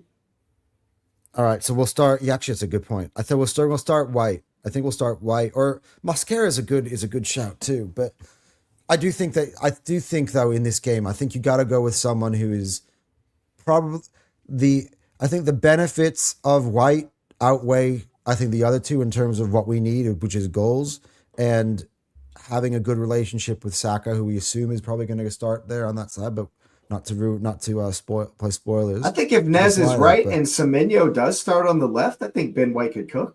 Because I don't think Semenyo will work hard enough on defense. So let's put Ben White in there. On the other side, there's another tough one. This one's more of a 50-50. Piero Nkapie, who was spectacular the day against his former team, although I wish he could have scored something. Or Calafiori, who started the Everton game. It's another tough selection. Calafiori, by the way, has got a good history in playing against Manchester City. That's why he'll start. You think you got Cala? That's why he'll start. If he's healthy, if he's good to go, it'll be Calafiori. Yeah, I think that's kind of the advantage you have. You can always kind of play with a fresh left back, and you can go one or the other. So, but that's not to say that if Nkapie is in there, I won't bat an eye. I will not bat an eye. Either one. They're both willing to die for the team. I mean, did you see the block that Calafiori put on Dwight McNeil? Where he's laying on the ground and then, come on, man. My guy is willing to just give it everything. And you don't even. That's not the type of effort you need for a game like this, actually. Oh, absolutely. So I think Calafiori will start. All right. I think in midfield, I think neither of us are going to bat an eyelid. I think it'll be Rice and Zubimendi, don't you think? Absolutely will. Yeah. Absolutely will. All right. And I think we both are probably thinking that it'll probably be Eze in the 10. There's no reason to break up the consistency, the continuity. He's definitely finding form at the right time. His relationship with Gyökeres or Kai, whenever he comes in, has been good. Especially those vertical balls into Kai and into the channel for Gyökeres. I would actually be a little disappointed to see Eze not start in the 10 for this game. All right. And on the wings, I think I'd say probably Saka starts on the right. You kind of have to be. It's a cup final. For sure. Yeah, he's gonna wear the armband, Saka. He's definitely on the starting. left. Are we experimenting again with? Actually, you No. said something the other day. I know who you putting in. You told me already. You think Martinelli's starting on the left? I think Nelly starts. Yeah, See, that would I do. that would piss me off. But for me, I like Martinelli in the role of which he did the first time he played them, which is coming off the bench and running ragged. I mean, Trossard did kind of redeem himself with the Leverkusen performance, so he's definitely in contention. I'm thinking Trossard. It might be Trossard. I again, the Martinelli thing makes sense in terms of a pace standpoint, and it would be Martinelli against Nunez, I believe. I think that's a matchup that I think works in Arsenal's favor, but I think that Trossard's probably the starter, and he doesn't have to go the whole way. You can bring Martinelli in, and I think he can do what he did. What's so crazy about it? What's so crazy about it to me is in my head, if Martinelli takes on Nunez, he has the skill to beat Nunez. No one's out here shouting Nunez is the greatest 1v1 defender you've ever seen in your life. But Nelly's not going to do that. He just hasn't shown recently a willingness to take on his back. But I still think, for whatever reason, Arteta just loves to go with him in big games. So, I don't know. I'm up in the air about it. Same. About what Arteta will do. I think I would start. Is he going to play I would start Madueke on his wrong leg again? Good God, please no. Please God, no. No. That we tried that. I called for it. I've apologized profusely. It was dumb. I don't think it's ever happening again. I'm not ever calling for that again. My gut feeling, honestly, is that he's going to go with Trossard and Martinelli off the bench, because I think just that makes the most sense in terms of the starters and the finishers thing that Arteta likes to talk about all the time. So I think I'm going to stick Trossard out on the left. And up front, this is another big debate for us. This is a big. We discussed this here today. I think Havertz is the start, and Gyökeres comes off the bench to finish. Because again, we were talking about penalties. You were saying how you'd rather have Timber and I'd rather have Gyökeres. No, 100%. I think Havertz starts. He gives you that stability. He maybe brings Trossard and Saka into play, and Eze a bit more. Be whatever those three guys are going to try to be your outlet, and Havertz is going to kind of play off of them and kind of bring him into play. And then if the game's still in the balance, we have the ability to bring Victor off the bench and for him to be a game changer. Because if Nez is starting Marmoush, for me, that put me 100% on Havertz up front. Why does Marmoush have anything to do with starting Havertz? Because I know he's bringing Haaland off the bench. Do I want Gyökeres to be tired? I don't think Arteta. And he's got Haaland on, and I honestly don't think Arteta is going to be thinking like this. I don't think he is going to be saying when he's considering who to start and who to finish that I want Timber to finish because it's better for him to have a penalty. I don't think that's what he's going to be thinking of. What I think he's going to be thinking of is, how do I beat them in 90 minutes? And so I honestly think that Gyökeres would suit this better as far as beating their back line, as far as beating their high line, as far as beating them tactically. I think Gyökeres likes running into the channels a lot more than Kai Havertz does. Kai Havertz comes a lot deeper than Gyökeres does. We want to stretch that line. We want to get in behind that line. I personally would start Gyökeres, but that's what you're about to say. I think Arteta might as well. I think Anton has a point, though. I think it's sort of the Arteta psyche, right? We hope he's going to be open, but Anton's point about penalties, I think, matters. I think he does think that way. I think he's thinking who's going to finish, because you already alluded to that part too about who starts but who finishes. And I think he is thinking about penalties. The last 6 fixtures are like there are 4 draws in there. There are 4 draws in those games. There's also 5-1. But Havertz started that day. But here's the thing. But also it's a final. It's also a final. Take into account that you want to play your best players. That's the point I'm saying. The thing is that it is a final, but it's his first final with these guys. And so I think in the back of his head, because you're a manager, I think Anton brought it up for a reason. I think he is going to think about that. I get you, Jake, and I agree with what you're saying. Like, I wouldn't do that. But I think watching enough Arteta, and we're all hoping that it's an open game, I think he's going to do what Anton is saying. I think he's going to do that because at the end of the day, his concern is, and I think this is how he functions, I think you guys will agree, he doesn't want to go out there and lose the game at the beginning. 1,000%. He doesn't want to go out and lose it. And I think that will matter because he's like, if I go out and lose it at the beginning, then it doesn't matter who my substitutes are. But if I make sure I hold serve and I can win, that's what I get Anton's point about what you're talking about. Because I can see, Jake, I think I would personally do what you're saying, Jake, but I think Arteta is probably leaning or at least thinking about that. But have we not seen of late that he's evolved a little bit in that he is not? It's a final. You just said it. Like we again. So why be scared? Why? I don't think starting Kai Havertz is being scared. No, he loves him. He literally loves the guy. My point is, why think that we're gonna go to penalties? Why immediately? Is that not one of the permutations? It's not necessarily even about penalties. Like Victor Gyökeres scored in the 89th minute against Everton to win us that game, right? Like I'm saying, I'm just saying, in our approaches, we have been far more proactive than we have been when we know we have to go and win a game. There is no sit back and get a draw in this game. There is no point in this game. No, it's not about sitting back and getting a draw. It's about by the way, Havertz himself is not... there doesn't necessarily have to be as much game management in our philosophy, in our approach. It's not necessarily about Kai Havertz making us a defensive approach. That's not what it's about. The way I see it, though, it's about beating them in 90 minutes. It's about I'm better than them. I can tactically outdo them in this way. So let's put forth my best tactical approach to outdo them, and to hell with penalties.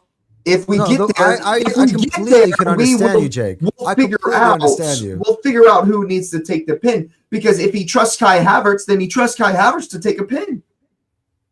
I don't. I remember when Kai Havertz took a pin. I don't. But Nez just said it. Arteta absolutely loves Havertz. I know Kai got one the other. We were accusing Havertz of having this Savino, but that one fucking barely squeezed itself in. We were accusing Havertz of having the same clause that Savino obviously has in his Man City contract, where we just have to get him appearances. That's how much he loves Kai Havertz. So of course he thinks Kai can hit a penalty. I think he thinks of it in the way of, hey, I've got Bukayo Saka, Eze, and Trossard, and those guys can go ahead and win me the game, and they can get in behind, and Havertz can drop a little bit deeper, and he can facilitate for those guys, because, Eze has got a history of scoring at Wembley. The last 2 trips to Wembley he scored. Actually, no, he did play in the Community Shield and didn't score against Liverpool, but in both the FA Cup games at Wembley he scored, so he's got a good record, I'll just say, in general, scoring there. Saka's got he's England's guy. He's got a great record scoring at Wembley. So for me, I think, hey, Man City will be even more tired as the game progresses. And that is when I want to bring in my Martinelli and my Victor Gyökeres and really put the game out of reach. And that's not saying that we're not going to win it in the 90 minutes. It's just about being tactical and not having to play all my cards at the beginning. Like I'd rather have some cards that I can play as the game goes on. I think Arteta does that. I think that's how he thinks. I don't want to lose it at the beginning.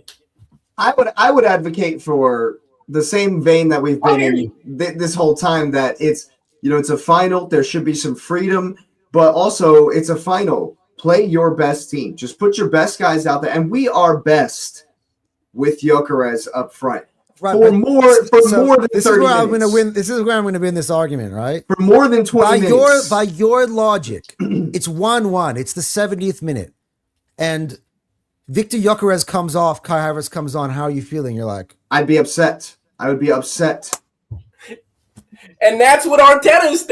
I hear you, Anton. I hear you, Jake. You don't have to pull Gyökeres for Havertz. You don't have to pull Gyökeres for Havertz. He will. He put will. Jesus in. But he doesn't have to. That's why I'm saying I would advocate for playing our best team from the beginning. And guess what? What if we're up 2-0 because Gyökeres has already hit 2 bangers and we're up 2-0? You know what something I think about is, then we bring in Kai Havertz and I'm happy. Odegaard will be in the squad for Arsenal, regardless of if he plays or not, because he's the captain. There's a chance for us to lift silverware. Right. One of the players is going to have to go make the drop to the bench, and for me, it's not going to be Max Dowman because he's another wild card I can play. Jesus ain't making the squad tomorrow. I would just say it as a joke, man. I don't know if Jake agrees with me here, but that's the way I'm thinking. Like if one's gonna come out, it's gonna be Jesus. Man, I this might feel a little bad, but I like Jesus. I like eyebrows, sure, but like, dude, if you don't play another game in an Arsenal shirt, it ain't gonna bother me at all. Like, I mean. Maybe at the end of the season when we've won the league already, he's so far down the pecking order. He doesn't give us what Havertz does. He doesn't give us anywhere near what Gyökeres does. I just think, I mean, in a desperate, all of my left wingers are playing like shit situation, maybe on the left wing, Max but Dowman starts on the left in the cup final. I'm not sure. So I mean, he came on ahead of Max Dowman. I mean, ahead of Jesus when we needed it in the league. So how would you feel if Dowman started? God, no. I would actually be pumped. He's 16, man. Come on, can we stop? Man.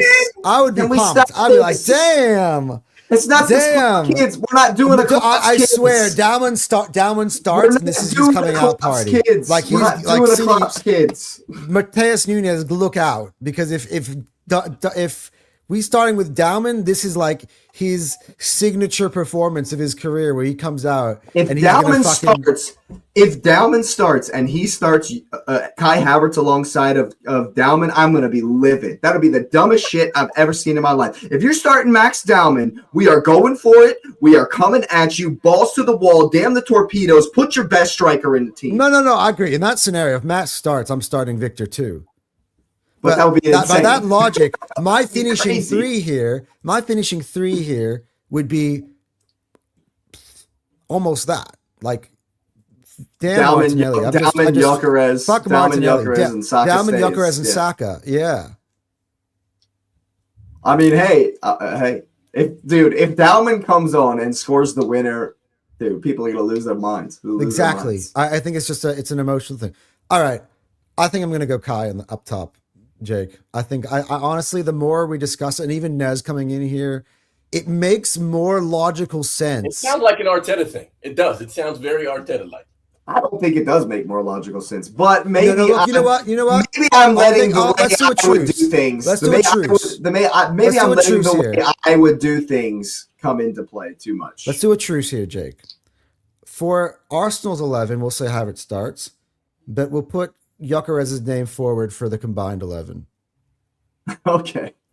All right. That way that we've got a But see now we're doing too much again. Because dude, if we're doing and you know what? No. To match a combined 11. To match it for Nez to make it fair, because obviously he's got Marmoush. We'll do the same thing. He's saying Marmoush is going to start the game, but we'll put Haaland in terms of for combined 11. Just to make it fair. That's where you sunk us, mate. That's where you've sunk us, my guy. You've sunk us. Gyökeres ain't getting in front of Haaland, and not in a million years. Well, I'm going to sink. Doesn't matter who's starting. I'm doing it for what's fair, because if all of a sudden, like, Gyökeres is just getting burned. He just doesn't start the final, doesn't get the combined 11. My man just getting burned. I mean, if you play 2 up front, maybe. If you play 2 straight. But none of us play 2. We don't play 2 up front. Hey, man, I'm trying to give you hope, What is this, 1997? What is this, 1996? Just reject it then. I was trying to give you hope, man. All right, let's move. Let's do this. Now that I've got them loaded up, I'm going to use lineup builder today. Nice. Sponsor the show, lineup builder. And Foot Mob. Let's both get on there. I'm looking at Foot Mob's lineup right now. Sponsor. There you go. Here we go. Well, I'm just gonna. I am going to try to find a way to get that screen share up there now. And just as an aside, Foot Mob has Jake's lineup as the starting lineup, as the predicted starting lineup. Just so you know, that's what they have there. So Foot Mob's got Jake. All right. Well, It's let's got Gyökeres. again. I'm not against it. I'm just trying to think. Arteta's starting lineup isn't generally what Foot Mob probably predicts in either. To be fair, most lineups I'm looking in there, I'm like, oh, that's interesting. Like me and Arteta have rarely agreed on the same lineup. I think the entire season. I don't think it's happened one time. There's always like one alteration or another in there. All right, let me try to. I'm gonna get rid of something so I can put this screen share up. I'll do my Thunderdome combined 11. This will be. I'm gonna add a background in here quick. I mean, if we're going on form, then my man has a shout for sure, because Holland's form is in the pits.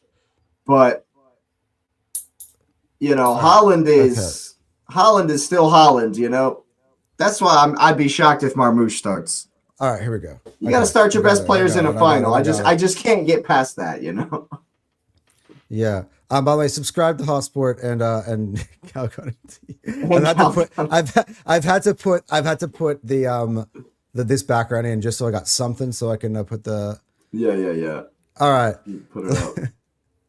All right. So between Kepa and in a combined 11 between Kepa and it's Kepa. Here, man, James Trafford. Who starts? Kepa's got experience. I'm actually going to stay out of this. I'm just going to host. So I'll let the two of you figure this stuff out. I mean, for me, it doesn't matter. I mean, Kepa has more experience than Trafford. I think Trafford's a better keeper all around. He's better. So with his first of all, we saw Trafford play last year. He was good. He's better with his feet, and he's a good shot stopper. The shock is. And we've seen Kepa play poorly, and this is not like way far. We've seen Kepa play well. No, I gave him credit for experience, right? I didn't take that away, but I mean the shock behind picking Trafford when we literally have tape on him and we've seen he can play. So, but it doesn't matter to me. I mean, I'm going to pick Trafford, but Kepa's fine. I'm not going to fight that one. Well, I mean, we're trying to win the game here, right? We're trying to best 11 we can put in a final. If we want to win the game, I think Trafford's better at the style of ball that you need distribution from your keeper is super important. I think Kepa is not close to Trafford in that. That's fair. I'll give you that. Yeah, we'll go with Trafford. And both teams play a very similar style. Like I would say Trafford plays closer to Raya. No, Raya's ability to pass the ball has also been one of his biggest. That's been all right. One of his main being better at than Ramsdale was. He's good. Yeah. Yes, he's very good at that. So I was actually expecting. I hear Kepa to go into this 11, and I hear the importance. I'm just hearing the importance to our team of the build-up and of being able to pass out from the back is very important to both our teams, honestly. But yeah, that's how both teams go. So I hear that for sure. All right, cool. So it's Trafford in goal for this one. Let's go to the left-hand side. Calafiori v. Nuri. This will be an interesting one. It's Calafiori all day, bro. Well, what about you, Nez? Well, I think Nuri is not a good defending player. So, I mean, I think Calafiori gives more going backwards. So I can see that one. But I think going forward, Nuri is a beast. But, so is Calafiori. He dunked it on your head top for his first goal for Arsenal. I mean, we just taking one game as the thing, because if we just take one game, then that's how it works. Because Nuri literally has been cooking people all season. But I mean, okay, we take. I'm taking Calafiori all day long. Going forward, going forward, going back. Yeah. But I gave you him because I said going back. Yeah. Like I literally gave you the defender. All right. Well, I think for the interest of time, me and Jake have places to be. Let's just put Gabriel and Saliba. Given the back two that you've named. Yeah, I wouldn't even argue that. They're the two best center halves in the league. Here's All the right, thing. cool. Here's the thing. Would you sacrifice Timber and Nunez to put Kusanov right back? Because I think Kusanov deserves an honorable mention at least because Sure. he's been fantastic. He's an amazing defender. He's been Going forward, I don't know. fantastic. He's an amazing defender. Do you want to do that? I mean, it's between you two guys, so That's I'm your gonna call. let you guys make. I mean, if decision. it's right back and you have what is it, Nunez and It's Nunez versus Timber, or did we say White? We said Ben White. you said White. We said Ben White. If In that case, the it's entire White back and four is Nunez, I might Arsenal's. take Nunez. But if it's Timber and Nunez, I'll take Timber. if it's Ben White versus Nunez, I would pick Kusanov. All right, so we'll put you agree to that? I'm just saying he's got the speed. He's faster than Nunez. Has He's a Kusanov ever played defender. at right back before? Yeah, he played for City 2 games ago. Okay. He's played a bunch of times there though. I think he's I think his speed is comparable. I think he's probably faster than both of them. I think going forward, he's just as good as Timber is. Yeah. So I mean, yeah. How I think do we spell Does he not Kusanov exist? again? Yeah. K-H- Wait, did I spell it right? The KH. it's S. Oh. KH. No, that's not it either. Kusanov, There it here we is. are. It's an H. Yeah, there it is. Yeah, There there's it is. an H in there. All Yeah, I right. wouldn't mind that at all. Yeah. All right. Center of the oh, this would be interesting. Okay, Bernardo or Rice? I think that's not gonna a be question. an easy. It's not a question. All right. That's not a question. Um, The next one is a question. the next one is a question that's not just for us, but for the Spanish national team manager in the middle of the week. Did Roger get picked for Spain? I think he did. I hope not. I think with Rice next to him, Rodri will be just fine. Rodri, I would pick. Which is Rodri. why Nico should be playing. I'm sorry. Yeah. I look. I think let's respect Rodri Because Rice is next to him. Yeah, Rodri gets the nod. Yes. Yeah, I think it looks. Yeah, it looks nicer this way. Yeah, agree. All right, in the 10, O'Reilly against Eze. The actual battle here because Shirky's Shirky. never going to beat Saka for the right wing. Right. Yeah. So the real conversation here is: would you have Shirky over Eze? And that's a tough one. I would. I actually would. Honestly, Shirky over Eze. I think Shirky. Yeah, I'm not gonna fight this one. As far as like having a free roaming 10 role, I would love Shirky. I would love, yeah. So yeah, as much as Eze's been very good this season, I'm with it. Yeah, I think Shirky, when he's been playing there, has been the best. He's been fantastic. Give him the freedom that those players behind him would give him, he would cook. Yeah, I agree for sure. All right, left hand side. I'm giving it to City. Trossard, we were talking about Trossard, Martinelli, whoever. Antoine Semenyo has been the most consistent player all season. Semenyo. It's not a question. It's not a question. That's Antoine. Saka's on the other side. You could have put that one in there already. Saka's locked. Yeah, that was a lock over there. That was easy. You mean you're not going to argue Savinho? No, you're not going to argue. O'Reilly is the other one in there. You can't put Savinho in there. So yeah, Saka, it wouldn't matter. It doesn't matter. Yeah. I'll put Trafford there before Savinho. What are you talking about? All right, so up front, we've actually given 4 options now because of our little. If you put Haaland, you already know my vote. I think it's got to be Haaland. It's got to be Haaland. It's got to be Haaland. I love Victor Gyökeres. I do. All form Haaland scores goals. Haaland has had a shit second half of the season, and he's still like 6 ahead in the Golden Boot.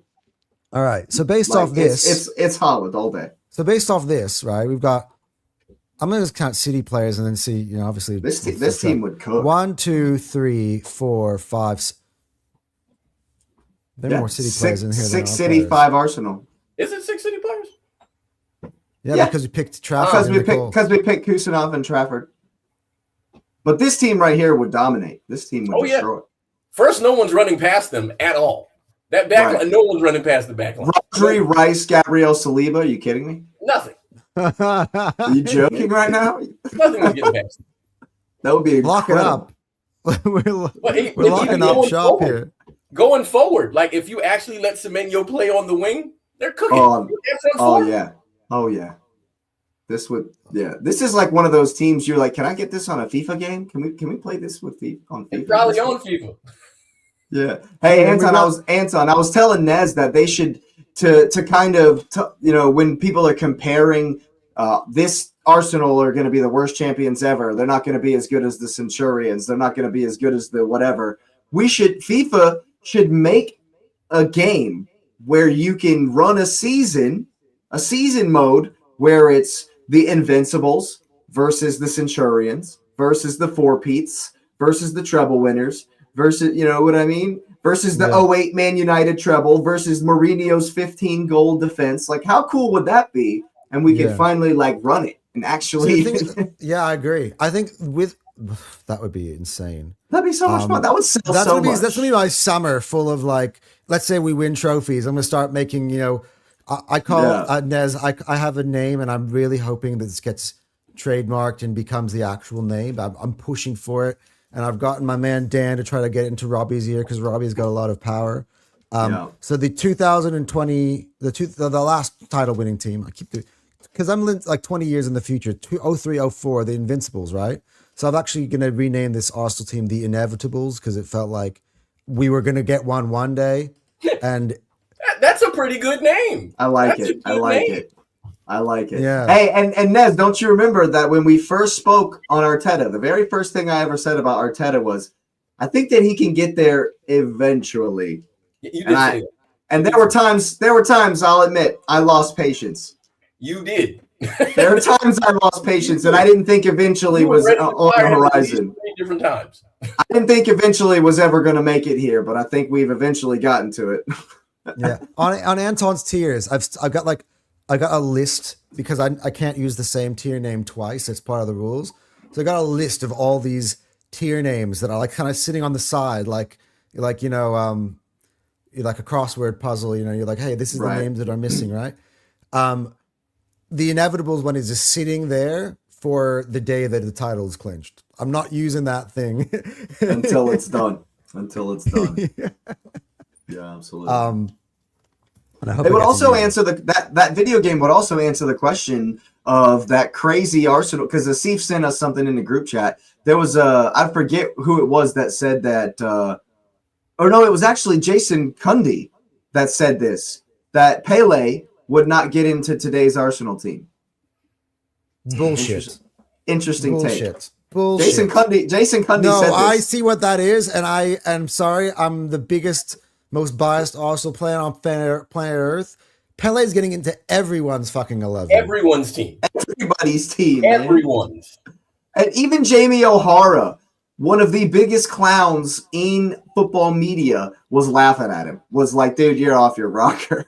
That was for clicks, man. I know what Cundy is doing. He's trying to discredit how good we are this season. But here, I'll play because I know my mate Quest, who was, by the way, this is a Chelsea fan thing, and I understand what the Chelsea fans are doing. It's always them. He went on the terrace and was like, "Hey, if Arsenal don't win 3-0, that is going to be disappointing for the Arsenal fans." I'm saying, so let's say we won 2-0, we won 1-0. That's disappointing, right? Hey, man. Fuck no. I'm winning a trophy. I don't give a shit what the score is. Wait a minute. Like, what are we doing? Because now this wasn't a trophy, but I remember it because Asif will want me to bring this up, Jake. When Jake said, "Hey, if we don't beat Wolves 3-0, then it's an embarrassment." That's different. I said it was different. I was bringing it up to There's no. That was the league. I literally prefaced it that way. That's how I did it. It was there. You got booted for your troubles. Where'd you go? No, he didn't get. I'm trying to get my freaking thing back. Oh, you mean the normal form thing? Yeah. But yes, Asif said, I'm just bringing it up because when you stick numbers out there, if we don't win by X margin, we didn't say that. We didn't say it.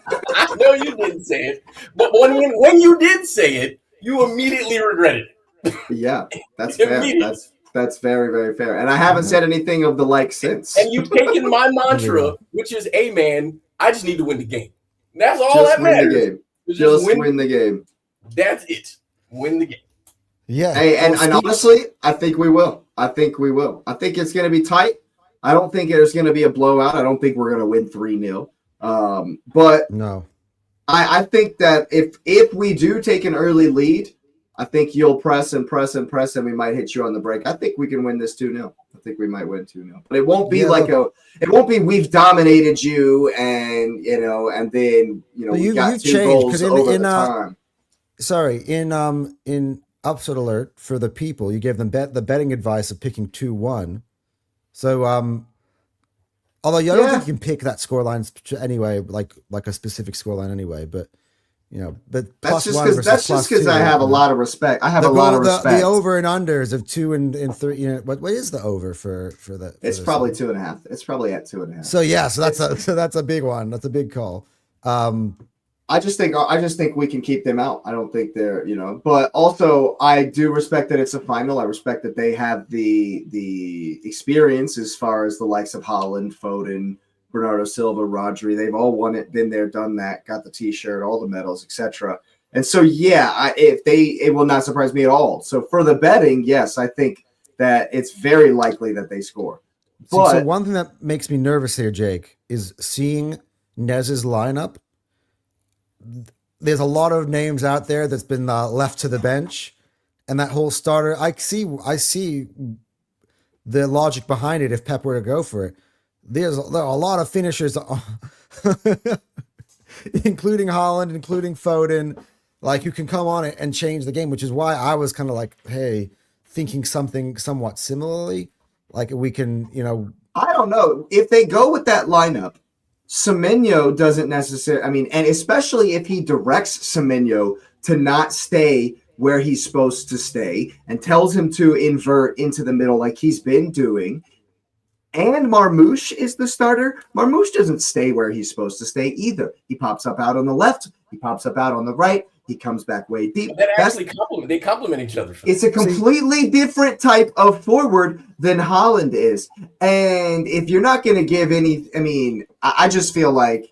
See, for me, it would be much more difficult to deal with Haaland than it would be to deal with the rotation of Semenyo and Marmoush. Here's the way I see it as a mental game, and this is why I agree with Nez and why they probably will do it.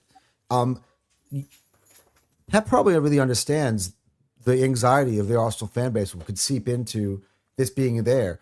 If we see Marmoush in there, this is the way you're going to, and I can see the way you're thinking about it already. Oh, we got it. We better fucking score and put this game to bed while Haaland's on the bench. And the longer this thing goes and we don't, you'll feel the anxiety. The fucking Norwegian king is on the bench and he's coming on eventually at some point here. And this thing is still 1-1 or 0-0. And we haven't fucking taken advantage of the fact that it's Marmoush. The anxiety levels in the stadium will rise and will start working in their favor. Ness is a genius here. I'm going to tell you. Anton, I hear you, but I'm going to throw one back to you because it's been you all season long telling me this ain't the same city. This ain't the same Man City, okay? And right now, Haaland is in a drought. Why am I scared? Why am I thinking like this? Why would we? I know as a fan base we're thinking like this because that's what we do as a fan base because we haven't gotten it over the line. But if I'm Arteta, if I'm Declan Rice, if I'm Gabriel and Saliba, I'm walking tall right now, bro. Ain't nobody getting by me. In my head, dude, I don't give a shit if it's Haaland, if it's Marmoush, if it's Pele, if it's Messi. We're locking shit down. Because that's what we do this season. That's what we do. That's what we do this season. That's what we've done all season long. Homie, we've lost 3 games. It's 50, it's 5-0. It's our 50th game. We've lost 3 times. Of course we're confident. We don't care. Bring Haaland on, man. That's where we are. That's where Mikel Arteta has brought us. That's what this season has brought us to. That's what 4 years of progress, of getting better and better and better and better and better has brought us to. We are no longer scared of them. We are the better team. And it's time we fucking stand up and show it. Here we go. Stand up and show it. I love it. I love the energy here from Jake. We are the better team. The time has changed. The time has come. We are the better team. And it's time that we go out there and we show it. So why would I wrap my game plan around being scared that Haaland's going to come on in the 75th minute. I'm just wrapping my 60th game plan minute. around trying to out-tactic one of the greatest tacticians on Let ever. Pep out-tactic himself. Let Pep out-tactic himself. Let's put our best team out there. Let's do what we do best. Let's do what we do best. If we press them to death, if we get in their face and cause them mistakes and be clinical and finish like we know we can, we will smoke them. Okay? We have that in us. We have that in us. And so, no, we have that in us, and all of you know it. We have that in us, and the whole world knows it. Are we going to show up and do it? I hope so. I'm not saying that we are. I'm saying that we should know and be confident that that's in us. So we shouldn't approach this game with any fear. We're not afraid of them anymore. We're not. You've been saying it all season. This ain't PTSD no more. We're not. It's not the same.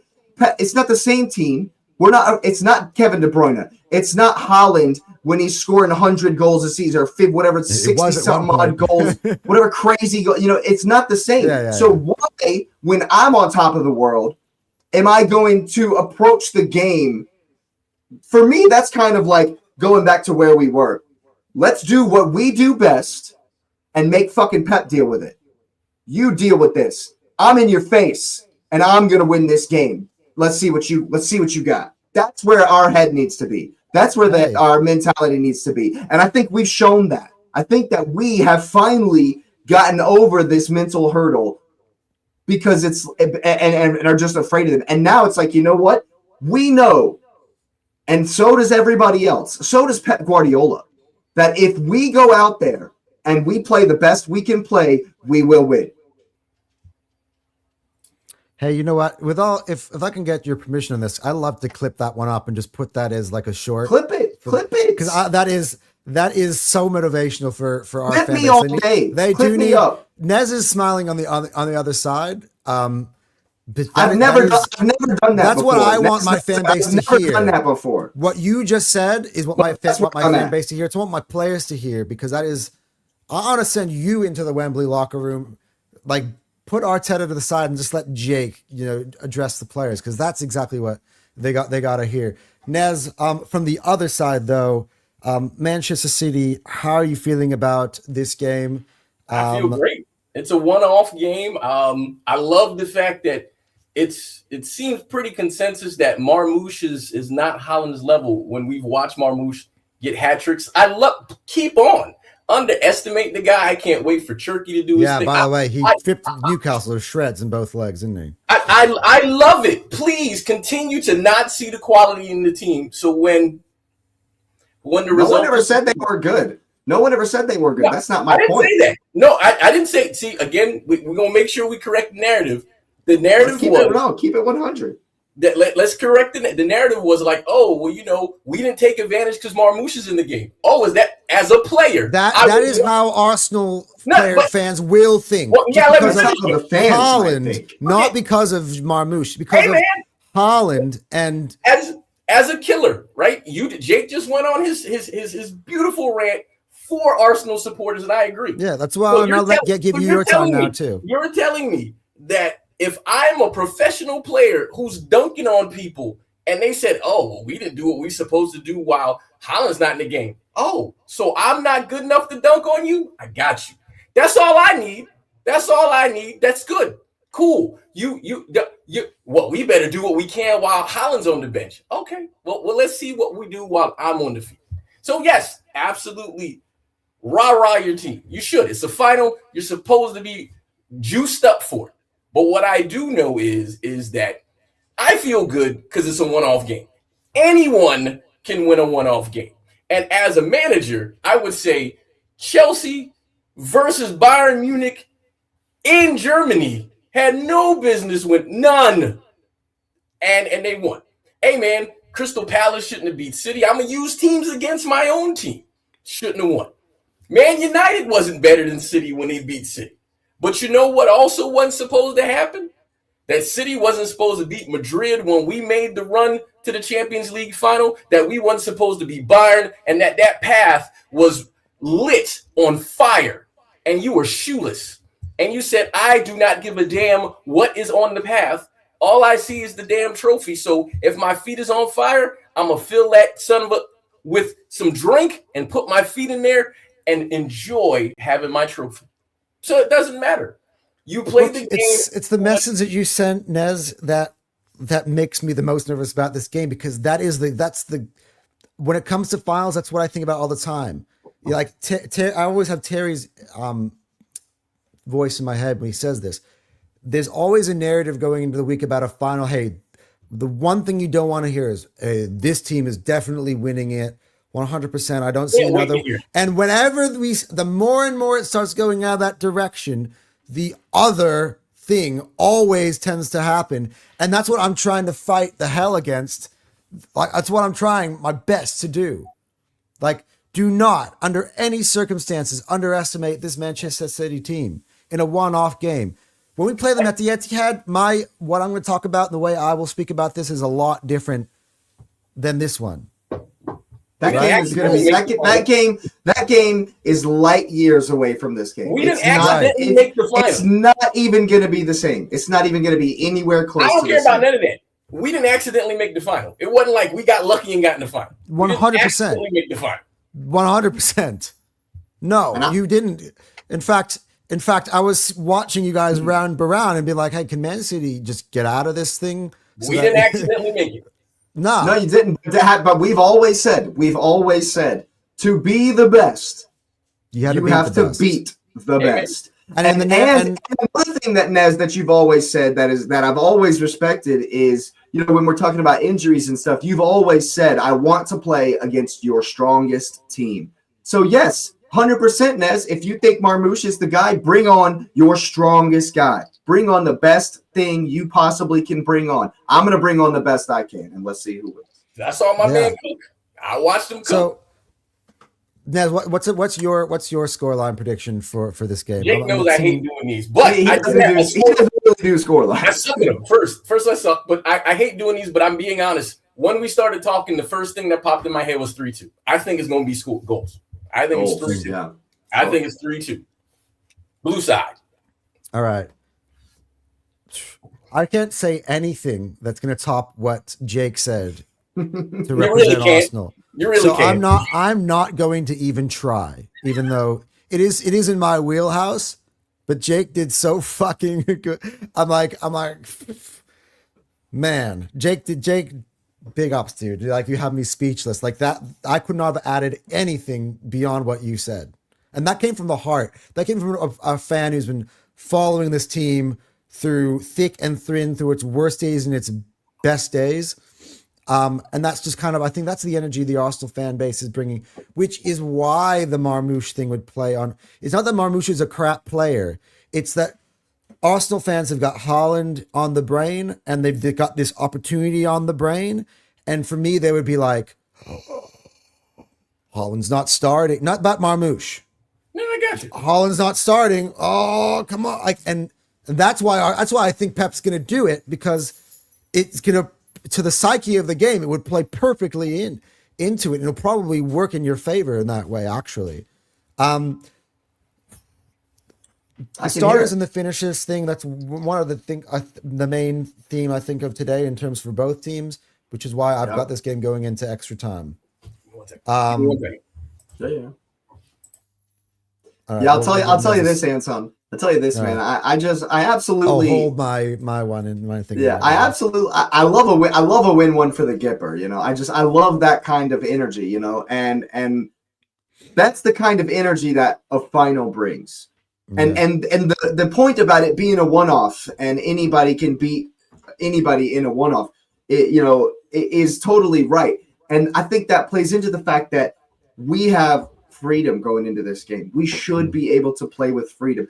Because we are in such a good position, we should be able to approach this game where the pressure of all of the fan base of, we haven't won this trophy in 32 years. We haven't won the league in however much long. We haven't won this and that. All of that is kind of, it's not right here. It's not up here. It's a little bit further down here because of how good we've been playing, man. And I'm not going to come on here and say that, yep, we're doing it. We're going to absolutely smash them. But I know that we can't. And the players I mean, we did. We've done it. It's not even like there's not proof, and so the players and Arteta, and I don't think they are. This is where I think their head actually is. I don't think they are scared of him anymore. Yeah. The fan base, I hear your point about the fans because, we are all still in this world of we haven't actually done it. We haven't actually gotten there. And I think tomorrow is going to change a lot. Assuming we win, it's going to change a lot. Until it happens between now and the end of that game, it still hasn't happened yet. And that's why our energy is going to be. I mean, look, I think I agree with you a little bit. Maybe that's the reason why my Arteta might just do like, hey, let's just go with our starting best team. Let's see if we can get some goals in the first half to calm down that sort of energy. Before I get in, because I did hit pause on my thing, but I do want to read AFC Max. I think this is the first time you've been in here. From his profile picture, I love it. Ashburton Army. By the way, he's been in Cup Chaser streams. What's up, AFC Max? Max, if you are an ACT representative of the Ashburton Army, please don't come after my head if we don't win this game, because I do feel like I'm on the hit list. If we don't win. He goes, hey guys, the quad is pressing from the start of the season and pulled hard after January. Can we talk about it? It starts this Sunday. I think you answered your own question. Look, I've kind of alluded to it. I made an entire pod. How many trophies is it all possible? It's obviously impossible if we don't win tomorrow. So I believe after tomorrow's game, that's when this conversation truly starts to become a real. Has a little bit more weight, yeah. Because we would put that one in the bag. From what we've been saying, the Premier League is essentially in the bag too. So that's halfway there. And then you have to kind of just navigate the Champions League and the FA Cup and hope, by the way, that we, finish the deal. And it's not out of the realms of possibility. The next game, by the way, after the international break is Southampton. You win that game and you're a semi-final of the FA Cup. It's a real fucking possibility. But we do have to, as Nez always says, we do have to take it one game at a time, because, we actually don't have a great record at St. Mary's, to be honest with you. It's still, Sporting Lisbon scored 5 goals at their ground, against a team that everybody thought was going to do it. We also scored 5 goals at their ground the last time we were there.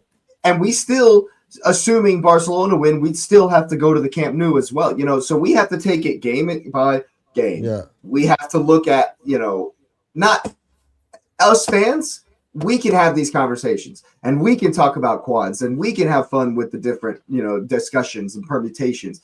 The team, Arteta, it's tomorrow. There's nothing else. Yeah. Max at Susfilem Cannons, big ups to Max. Make sure you're liking and subscribing if you haven't already. He goes, don't forget Doku. I rate him, but he is a Maverick. Again, I got you, a Maverick player. Again, I thought I was talking about finishers. He's left the Doku available to come off the bench and change the game. I actually, the more I think about it, I mean, that midfield is a bit suspect, to be honest, with Bernardo in there. But Semenyo's a dynamite penalty taker, though. Yeah. No, but it's more about, you would want him on the pitch. I would actually if I was Pep, I would put O'Reilly or two Nicos, combination of Nicos next to Rodri, whichever one, take your pick. That's what I would probably put, I would probably then. But you'd have to sacrifice Doku Bernardo. Or you move Foden in. Those are both options. He's not sacrificing his captain for a final. No, he's not, which is stupid, but carry on. No, I'm just talking, probably for I was talking about their best possible. Bernardo, for me, I look at it in the run, his form. He actually scored for you a week ago, but. He didn't mean to. He scored for Madrid too, so we just let it be. Sorry. Yeah. Anyway, so I'll go back to. I've hit pause on my thing because we got to close out this video. We've hit that 2-hour cap that Jake gave me. So I the reason I've been talking about starters and finishers is I do believe this game is going to go all the way. I think we're going to be playing 120 minutes, but I don't think we'll be playing in penalties. And I'm going to stick to my scenario that I played out on our, because I thought it was so good, and Jake was like, heck yeah, I like that. That I played out on our Upset Alert show. I do think City take the lead. Now, I mean, I had Holland giving you the lead, but but let's say it's 0-0 for a long time. City, Holland comes on, makes an impact. I've now just changed the timing of this. City take the lead, but Victor Gyökeres, the ball just somehow ends up hanging there right on the goal line, and he comes in for a tap in. Then we're going to go for an anxious 120 extra time, 120 minutes, and he repeats the trick with a banger from outside the box. And Arsenal win 2-1 in extra time. That's and that's the moment I need for Victor, because I think that will erase all of the hate crimes put on his name by our fan base early part of the season, because all those guys will all be kissing his feet that he delivered our silverware and ended the trophy drought. So that's what I need to have happen. This nothing to do with Man City, bro. This is literally an Arsenal fan base. This is an Arsenal fan base thing, and I've been you know what I mean? Last thing, AFC Max. So the front three that would concern me is Haaland, Doku, Marmoush, along with Shirky Rodri and the other CDM they have. Yeah, that's I kind of agree. I'm on there with you, man. That would concern me a little bit more if the combination of the two were to start. That would be an interesting one. But yeah, I want to thank both of you guys for coming on. The Cup Chasers Absolutely. duo, big game Thanks tomorrow. I would say wish you the best of luck, Nez, and you're a good guy. As you should. Yeah. But I won't, So yeah, there you go. Yeah, man. And yeah, we'll be back tomorrow with said post game show for that. It's going to be, I think I'm going to be out to watch the game at the pub, and it'll be. What time is the game where you're at? What time is it on? I think 3:30 a.m. Yeah. I believe. Wow. It's 12:30. It's noon 30 here, so it's lunchtime kickoff here. I have it on my schedule here as kickoff at 3:30. Yeah. Damn. So yeah, well, I'll be awake early, but yeah, I'm gonna try to get myself back. There is no Man City game playing against West Ham in the middle, so it'll be closer to the end of the game. I'll have to run home, get myself on the terrace, and then we'll do this. Hopefully, it's a celebratory one rather than we're licking our wounds. But for Nez, if you want to, the invite is open. If you guys were to win, for you to come here and give it to us and dunk it on everybody, because otherwise the two of us are just gonna be sitting here being like. Well, the funny thing is, Jake knows I don't do game stuff. Like I normally let games marinate because you never know what it is. Even in a win, right. I'm not a sort of a put it in your face guy. I'm not that guy. Yeah, because he knows that we got the Etihad game coming up. That's kind of the thing. I'm not actually gonna put it in your face either. I think for me it would be more like we fucking won a trophy. Like I don't think it's got nothing to do with Man City. I got nothing. I actually don't have any real animosity towards Man City.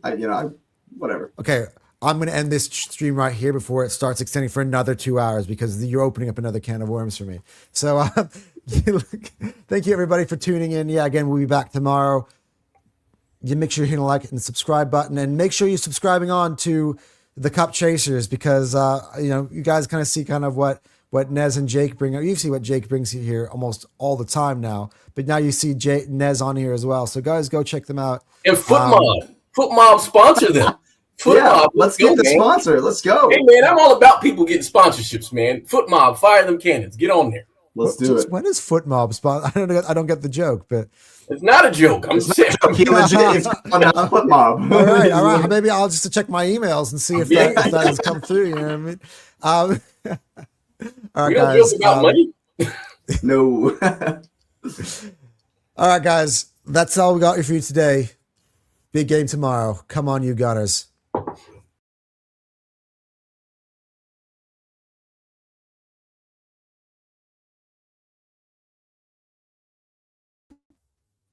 All right, boys.